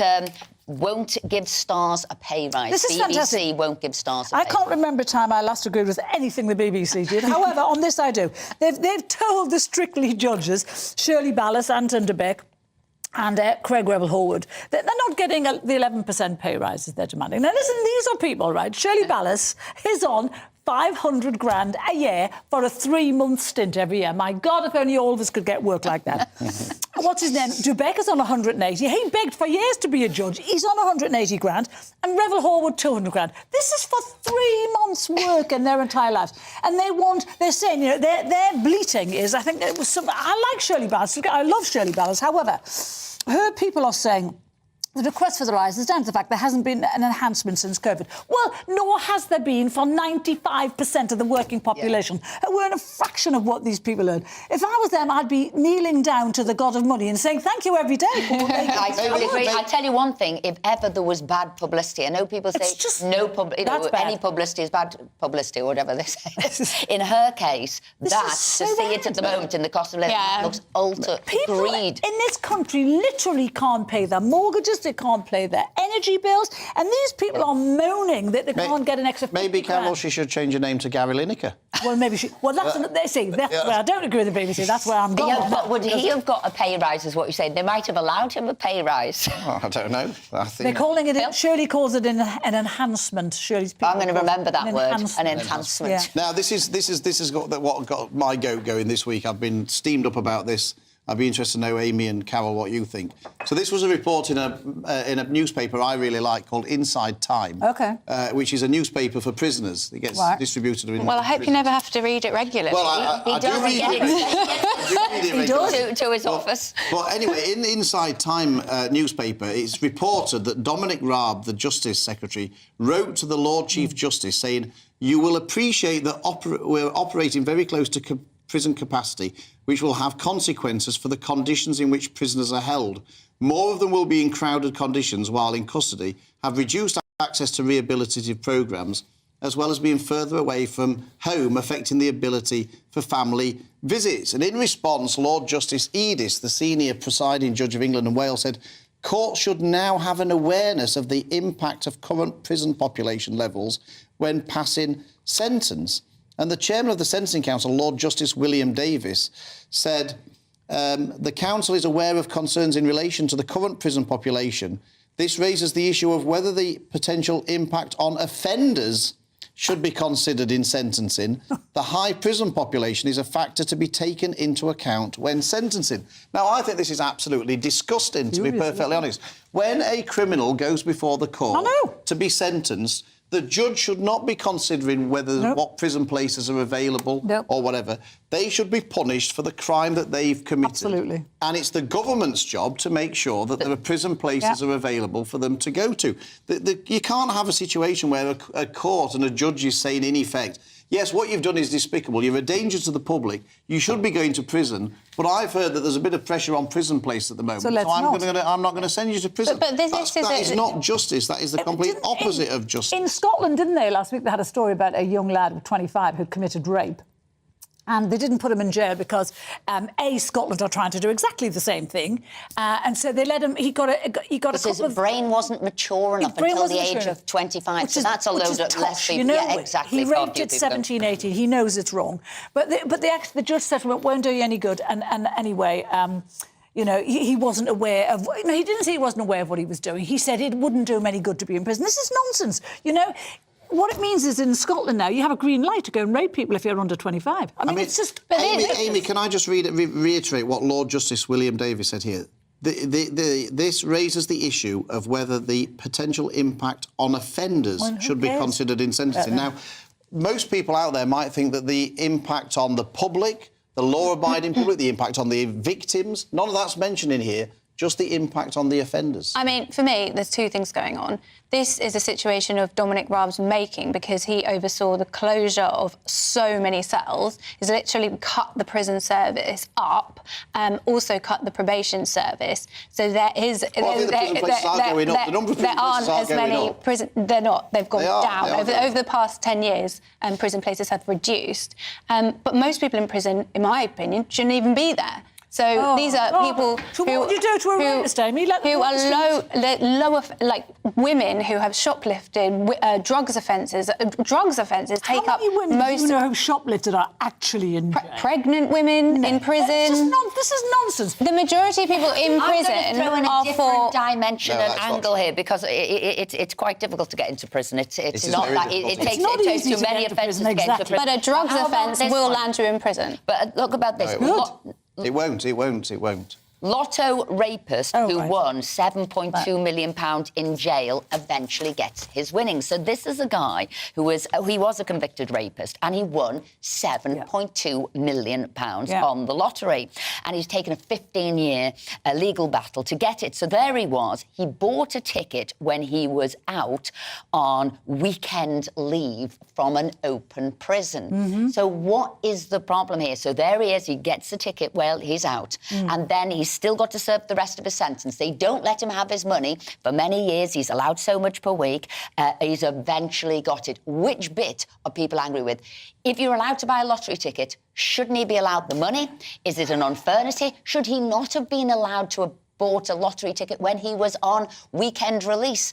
So I can see the upset from the family, the people who've been raped, the family of those upset that he's got this vast amount of money. Which is the worst bit of this? Because all of the stories tragic. It's all terrible, really. It makes you wonder if there's a God when a rapist is winning 7.5 million, which, by the way, has now gone up to 10 million, with what was called here his shrewd investments. Yeah, it makes you question karma, doesn't it? Let's hope that money doesn't make you happy. 7.2 million quid.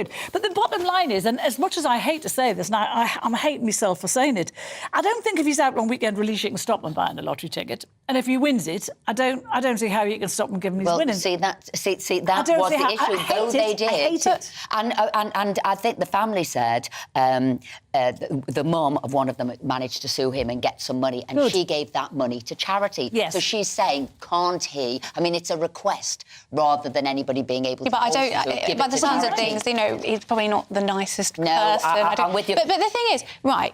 This isn't the National Lottery. Can't the National Lottery change its rules? Maybe. Just at the last minute. I mean, the government do it all the time. So change, it could be like in the way you think, because it could be the easiest way out of that terrible, terrible predicament. That's all we've got time for. That's all we've got time for. You've got to come back. If it had got 3 numbers up, though, and a 1 or 10, and nobody would have argued about it. That's true. You know, so, it's not the principle, really, that it's the amount. What they should do, Amy's right. But, Amy, we're going to put in request specifically for you, and I think we all agree, that change the rules of the lottery. If you're in prison, even if you win, and give the money to and it all goes to charity. The money goes to charity. And the money goes to charity. No, we've solved it. Yeah, Thank God. This is kind of, what was it? This is one of those assemblies. This is a court. Bill. Coming up will be Meet the Man who was once one of the most feared gangsters in London. Now he's a chief executive, and his life story is being made into a Hollywood movie. And remember, if you're heading out and you're not watching the TV anymore, don't forget to tune in on GB News Radio and you won't miss a thing.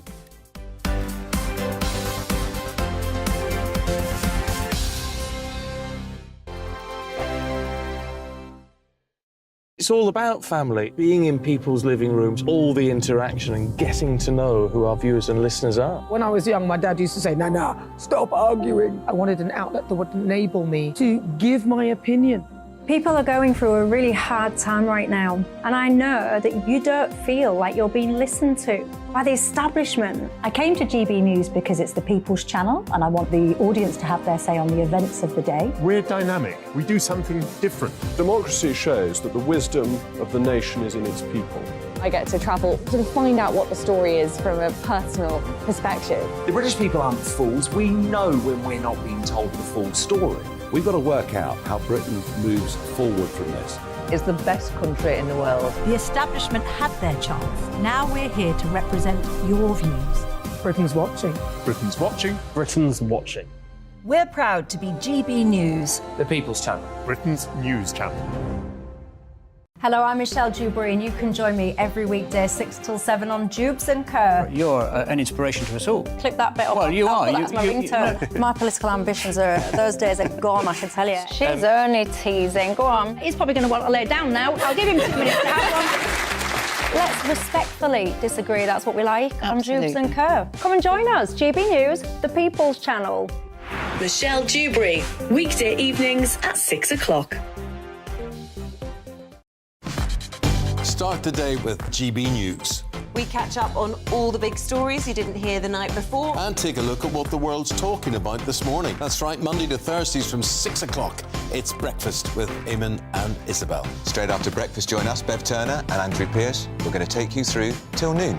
We'll be tackling the big topics of the day, including the things that the other channels just won't talk about. If it's happening here. Wake up to mornings on GB News. The People's Channel. Britain's news channel.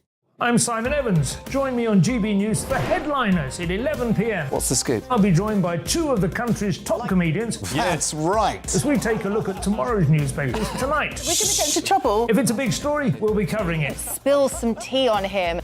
There we go. But we'll also have some fun. I wouldn't stick up a bank. My father didn't love me. So anyway, Headliners every night from 11 on GB News, the People's Channel, Britain's news channel. We've got a brand new lineup every Saturday night on GB News. From 6 p.m, I'll give you my unique take on the world today. Then at 7, it's me, Calvin Robinson, with my Common Sense Crusade. New to GB News is the Saturday 5. 5 times the opinion. Join us every Saturday from 8 p.m. as we debate the week's stories. With us 4, plus a special guest. And at 9, of course, it's Mark Dolan Tonight. Brand new Saturday nights on GB News, Britain's news channel.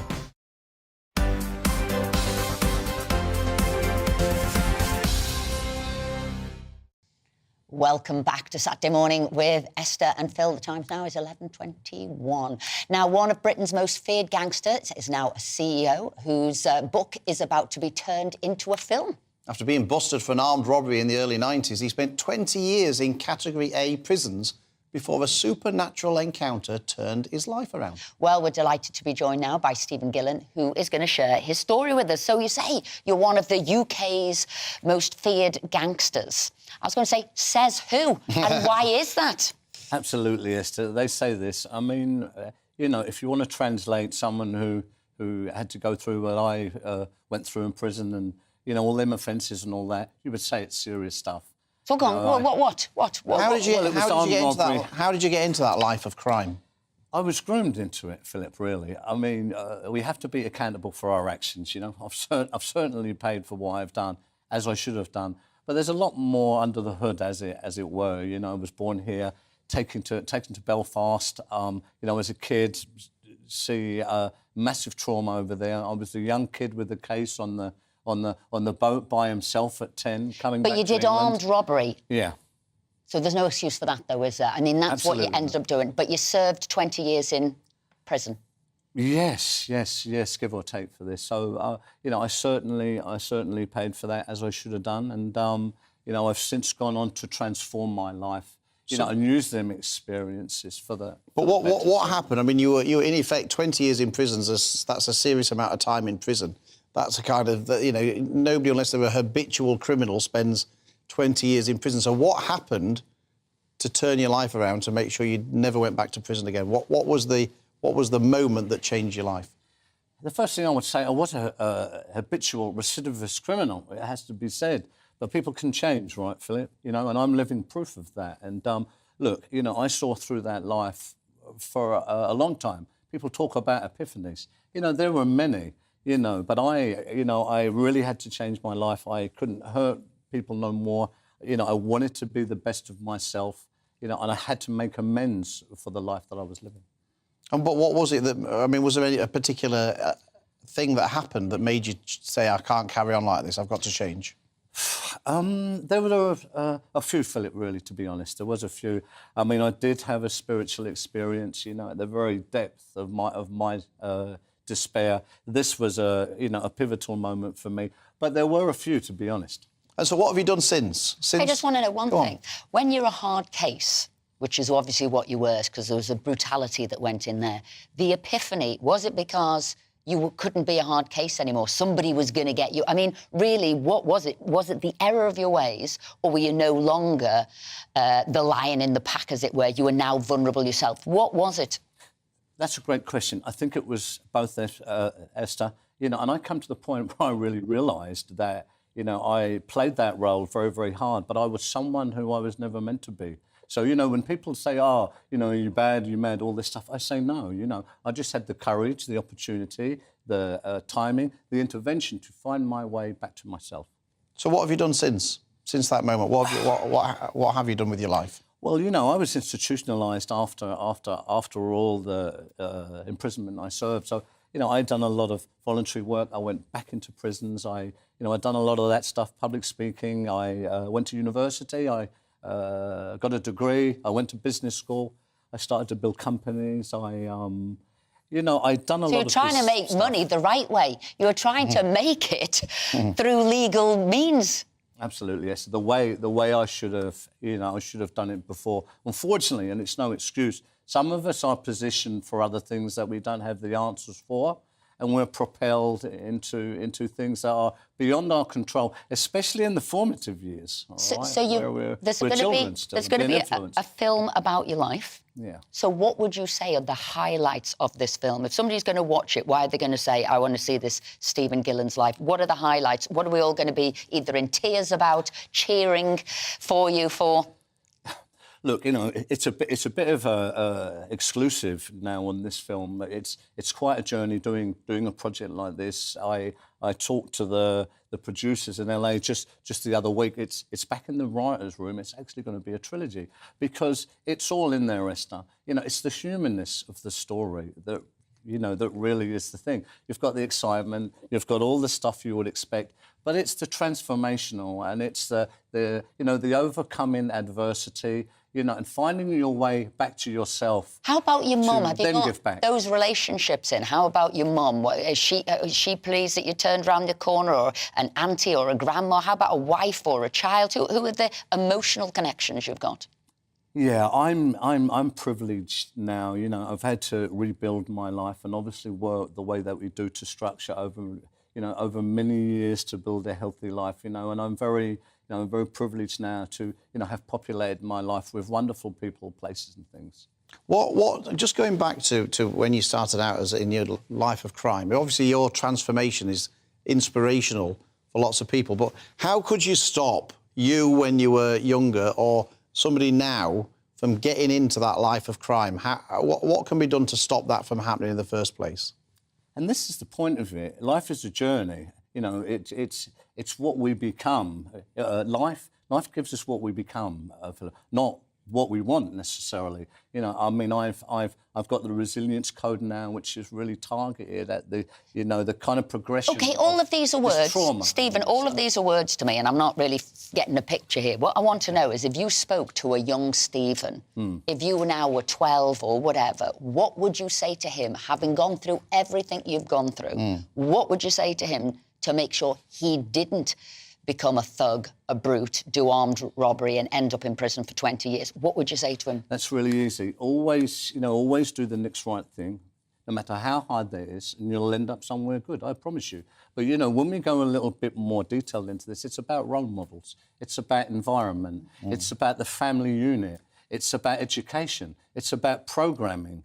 You know, it's about good guidance and instruction, and it's about consistency, right? Unfortunately, not all of us are privileged enough to really have this. So this is one of the things that I think the root cause of this stuff is where we need to go to treat it adequately.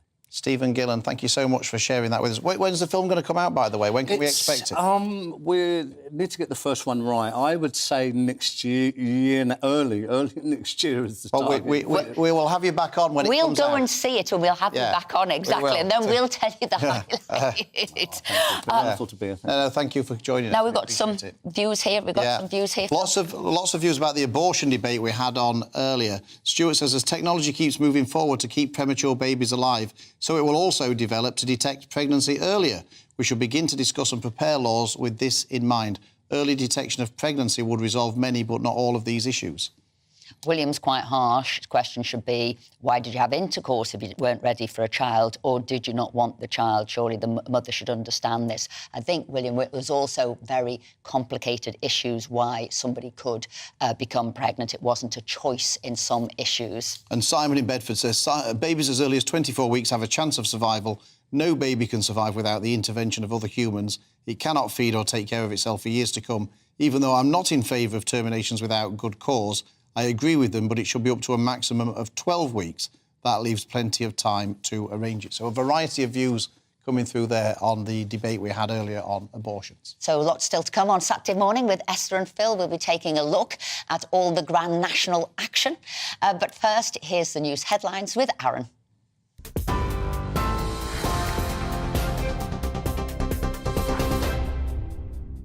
Hi there, it's 11:30. I'm Aaron Armstrong in the GB newsroom. The government under pressure to prevent the most extreme nurses' strike yet after the latest pay offer was rejected. A&E, cancer units and intensive care will be affected for the first time after the Royal College of Nursing members voted against a 5% pay rise. So they will walk out for 48 hours over the May Day bank holiday weekend. Members of Unison, however, which represents health workers, including some nurses, overwhelmingly back the deal. The Shadow Armed Forces ministers told GB News victims of abuse and bullying are being repeatedly let down. Luke Pollard says he doesn't think Westminster is a safe place to work, and a blind eye is being turned to predators around Parliament. Speaking to Gloria Del Piero, he described the Commons as the most unprofessional workplace he's ever encountered. The MP, who recently announced he's stepping back from politics, is calling for a more robust system to protect victims. A 33-year-old woman's been arrested on suspicion of conspiracy to cause public nuisance ahead of the Grand National. The Animal Rising group has warned some 300 activists are planning to hijack the event later, hoping to prevent the race at Aintree from starting. They're expected to block the route with a slow march to the venue. Police say they have a robust plan in place to prevent disruption. The race itself gets underway at 5:15. TV, online, DAB+ radio and on TuneIn as well. This is GB News.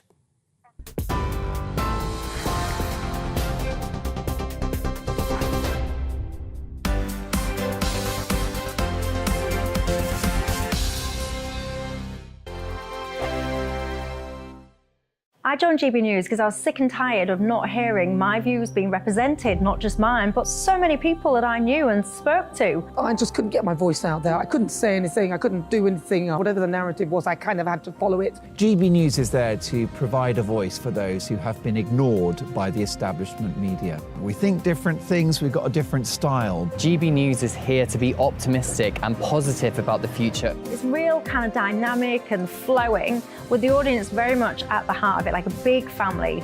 Here at GB News, we talk about the things that matter to you. Hearing the voices from right across our towns and cities, especially our towns. All sides of the argument represented with a heavy dose of opinion. We're on a mission here to make a difference. And the GB News family really is here for you, and whatever time of day you can watch or listen. Britain's watching. Britain's watching. We're proud to be GB News. The People's Channel. Britain's news channel. Westminster is going around in ever-decreasing circles, followed by the media. Britain is broken. How on earth did we get into this mess? But more importantly, how do we get out of it? Join me at 7 p.m, Mondays to Thursdays on Farage, here on GB News. We will have open, rational debate. We've got to work out how Britain moves forward from this. Join us here on GB News, the People's Channel. Britain is watching. You've probably seen politicians interviewed 1,000 times, but we do it differently. We find out who they really are, we don't shout, we chat, and hopefully we bring a bit of light, not just heat. Did you know Kate Moss? Apparently. Do you have a pair of jeans or a pair of jeans?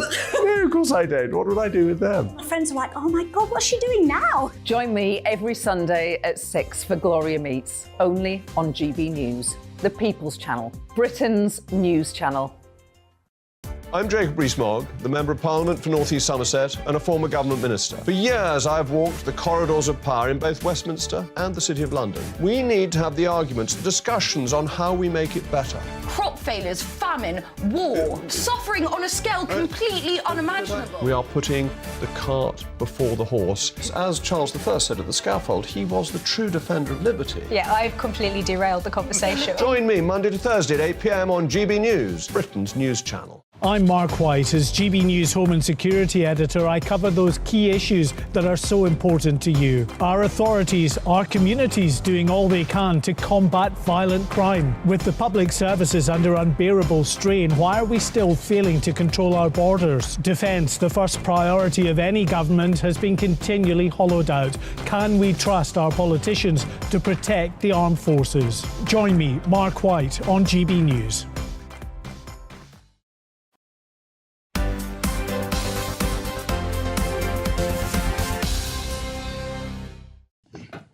Welcome back to Saturday Morning with Esther and Phil. It's 11:35. Yes, a great-grandfather who has spent the last 30 years amassing a wacky collection of 550 alarm clocks featuring celebrities ranging from Mr. T to the Beatles is now cashing them in at auction for tens of thousands of pounds.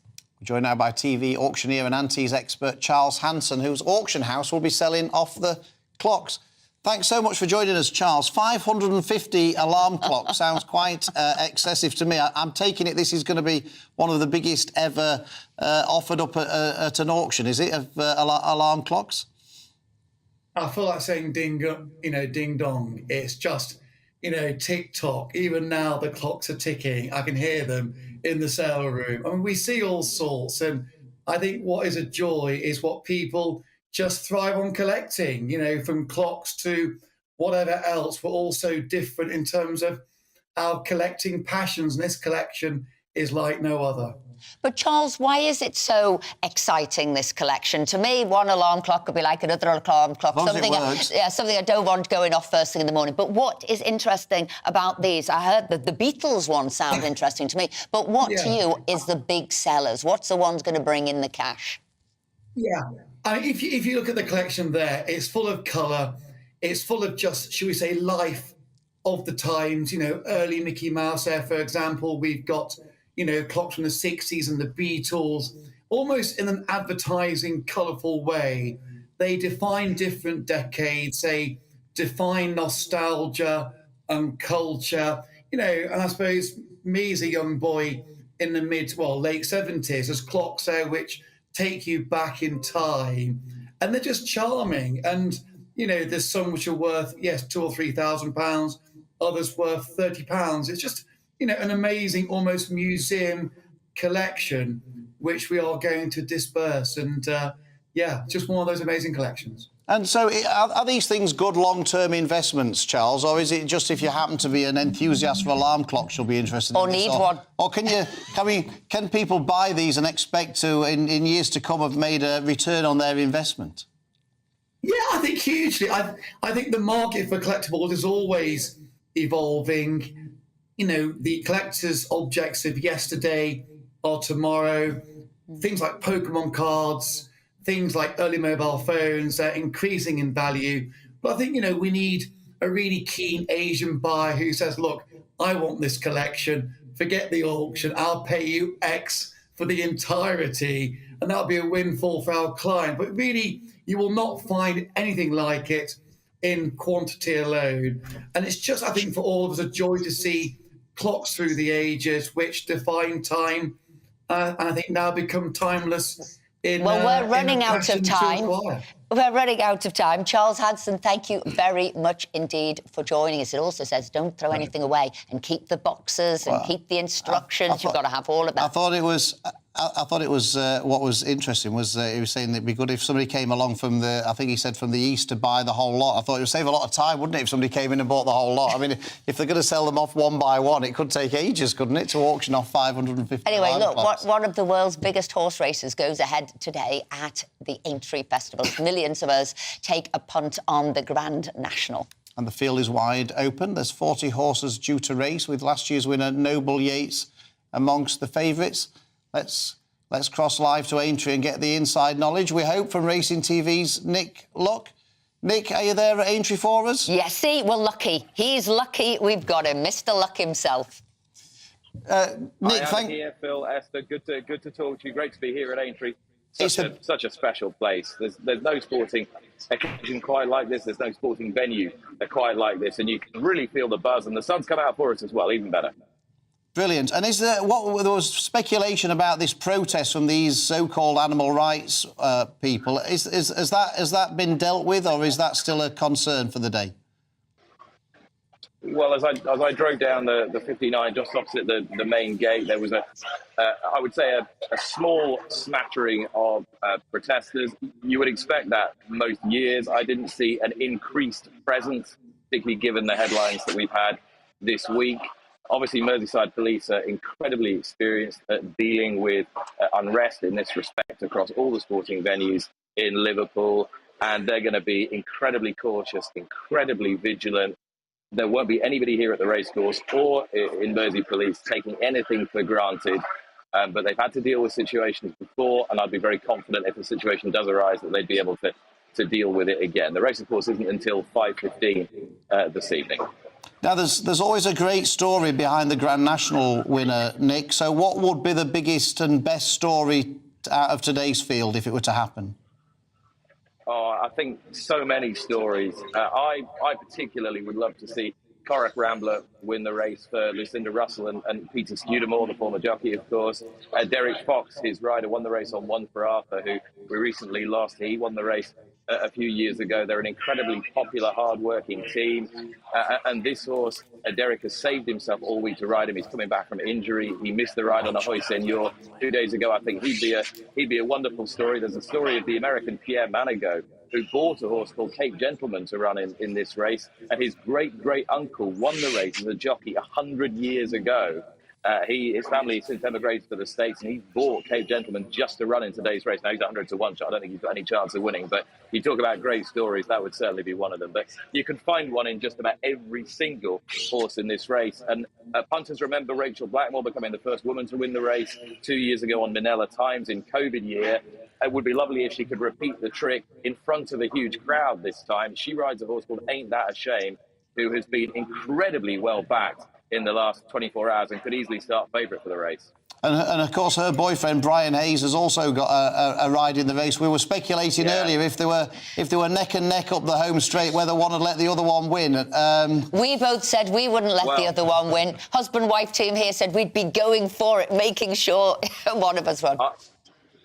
I presume, Esther, that you've backed Mr. Incredible, Brian Hayes' mount, in honour of the man sitting on your left. Alls I will say, Nick, that ain't true, and alls I'll say is, ain't that a shame? I didn't back that one. Exactly. So what are the luck millions going on today then, Nick? Our viewers will want to know what your millions of pounds are going that you've got nestled away. Where are they going today? No nestling here, Philip. You get me into trouble. The shillings, the luck shillings, are going on last year's runner-up any second now, who is trying to become the first horse in 50 years to win the race under the highest weight. He carries more weight than any other horse in the race. So just put it like this. Last year, he had to give Noble Yates, he had to carry 13 pounds more than Noble Yates on his back, because obviously the race is a handicap. This year, he only has to concede Noble Yates £1. So I actually don't think he's badly treated in that context. And he's produced 2 storming performances round here already. Although he's 11, he's no back number. So I think any second now could defy the trends and win this race. For Ted Walsh, the trainer, father of Ruby Walsh, Ted won this with Papillon back in Millennium Year. Nick Luck, thank you very much indeed, and thanks for sharing time with us today. Well, one person who knows all about the magic of the National is Liverpool legend Pete Price, who joins us now. So, Pete, let me know why the Grand National is such a highlight of the social calendar. 100 million people will be watching the race today. The atmosphere here, guys, is mad. I can't tell you. Yesterday, Ladies' Day, was rained out, but it was wonderful. Today, oh my word, the racegoers from all over the world have arrived. The weather is beautiful. I'm actually in the hub, the centre of the newsroom. Everybody, every journalist is here, from GB News to everyone, and it's just magical. I wanted to take you out in the course, but unfortunately, they're all shouting and screaming because they're so excited. So I've stuck myself in here. I've got a little glass of champagne to cheer your health, and it's been fun. I would expect nothing less from you, Pete Price. But who's there? Who? Because I know there's always showbiz people, celebrity people. You know them all. Who's there? Who's what? Sorry. All the showbiz people like yourself, Pete. Who's there? There's no one here. There's no one here. There's Coronation Street. There's Kenny Dalglish, of course, is here. There are some fabulous people, but they all arrive in the private bit. So they come in with limos and are sneaked in. You can't get them, but later on, I've got an all places pass. So I will find them out. I will wheedle them from nowhere, and it'll be great. But I've got to tell you, it's just magical, as is GB News. So it's a magical place to be today, and there's the most beautiful places.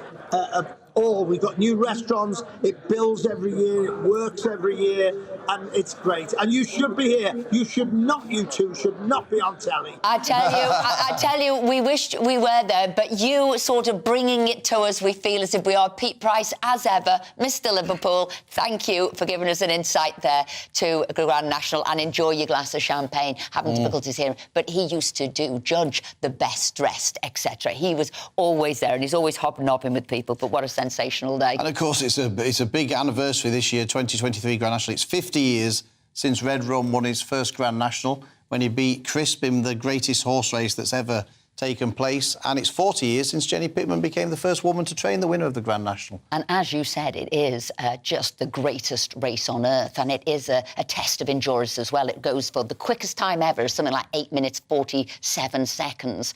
So it is a race. We'll be watching it. Anyway, we're joined now by our regular showbiz and sport experts, the wonderful Hayley Palmer and the less than wonderful Aidan McGee. We're glad to have you back with us, Aidan. So, obviously, Grand National. Now, I've got to tell you this, Hayley. This is perfectly true, this. Earlier today, Aidan said to me, the horse you should back in the Grand National is named after me, right? This is what he said. So I'm looking down.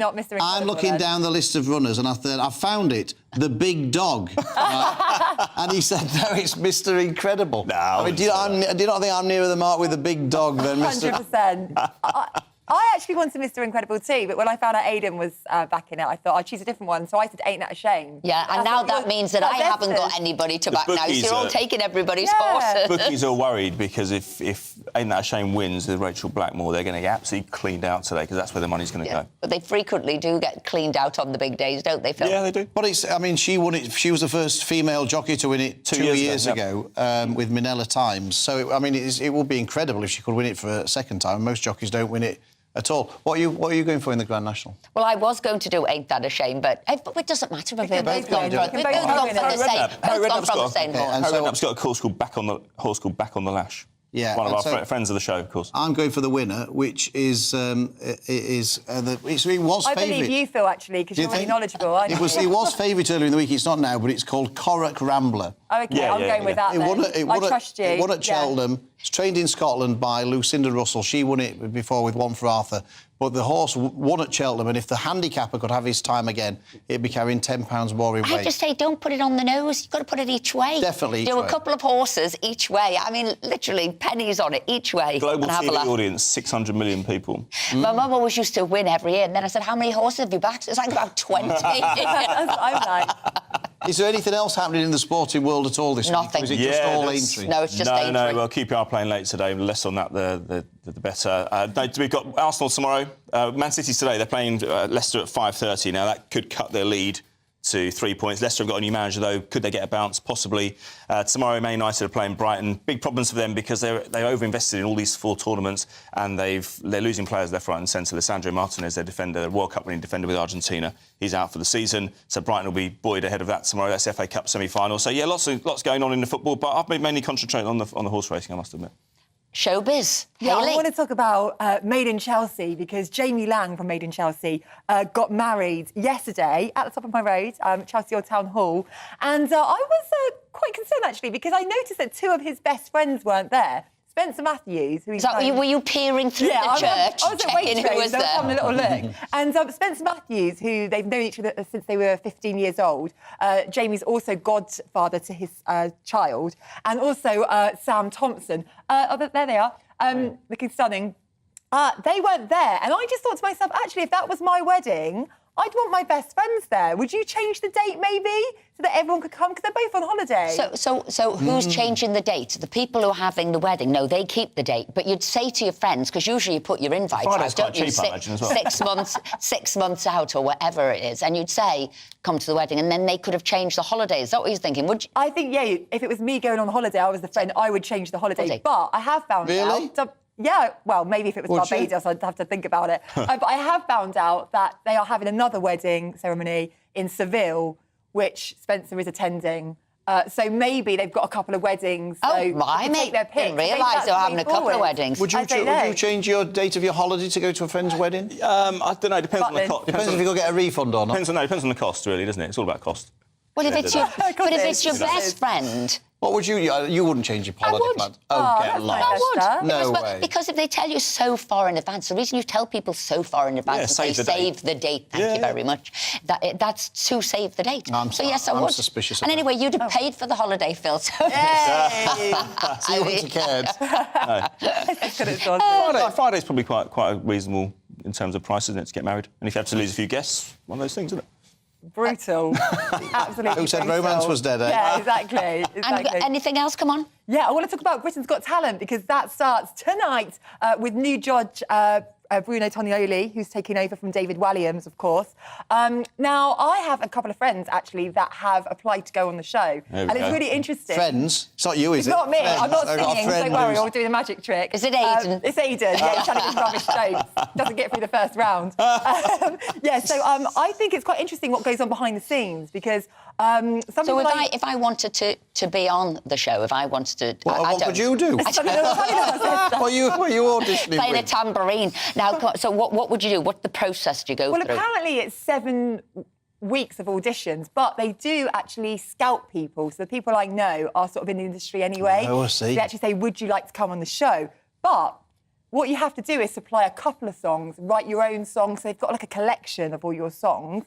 And what's really interesting is I think it's more about the backstory, not really your talent. have you got a great backstory? Has something happened to you? Have you got a bit of a sob story? That's going to go down well. As you know, on The Voice and X Factor, things like that, they love that, don't they? And also, are you marketable? So I think those things play just as a big part as the talent. And that's true. I think that's true in life, by the way, isn't it? Because it's a media package that you're creating. So can we put a story in that newspaper? Will that make a magazine? Are you a nice person? Do people like you? Can we do a photo shoot?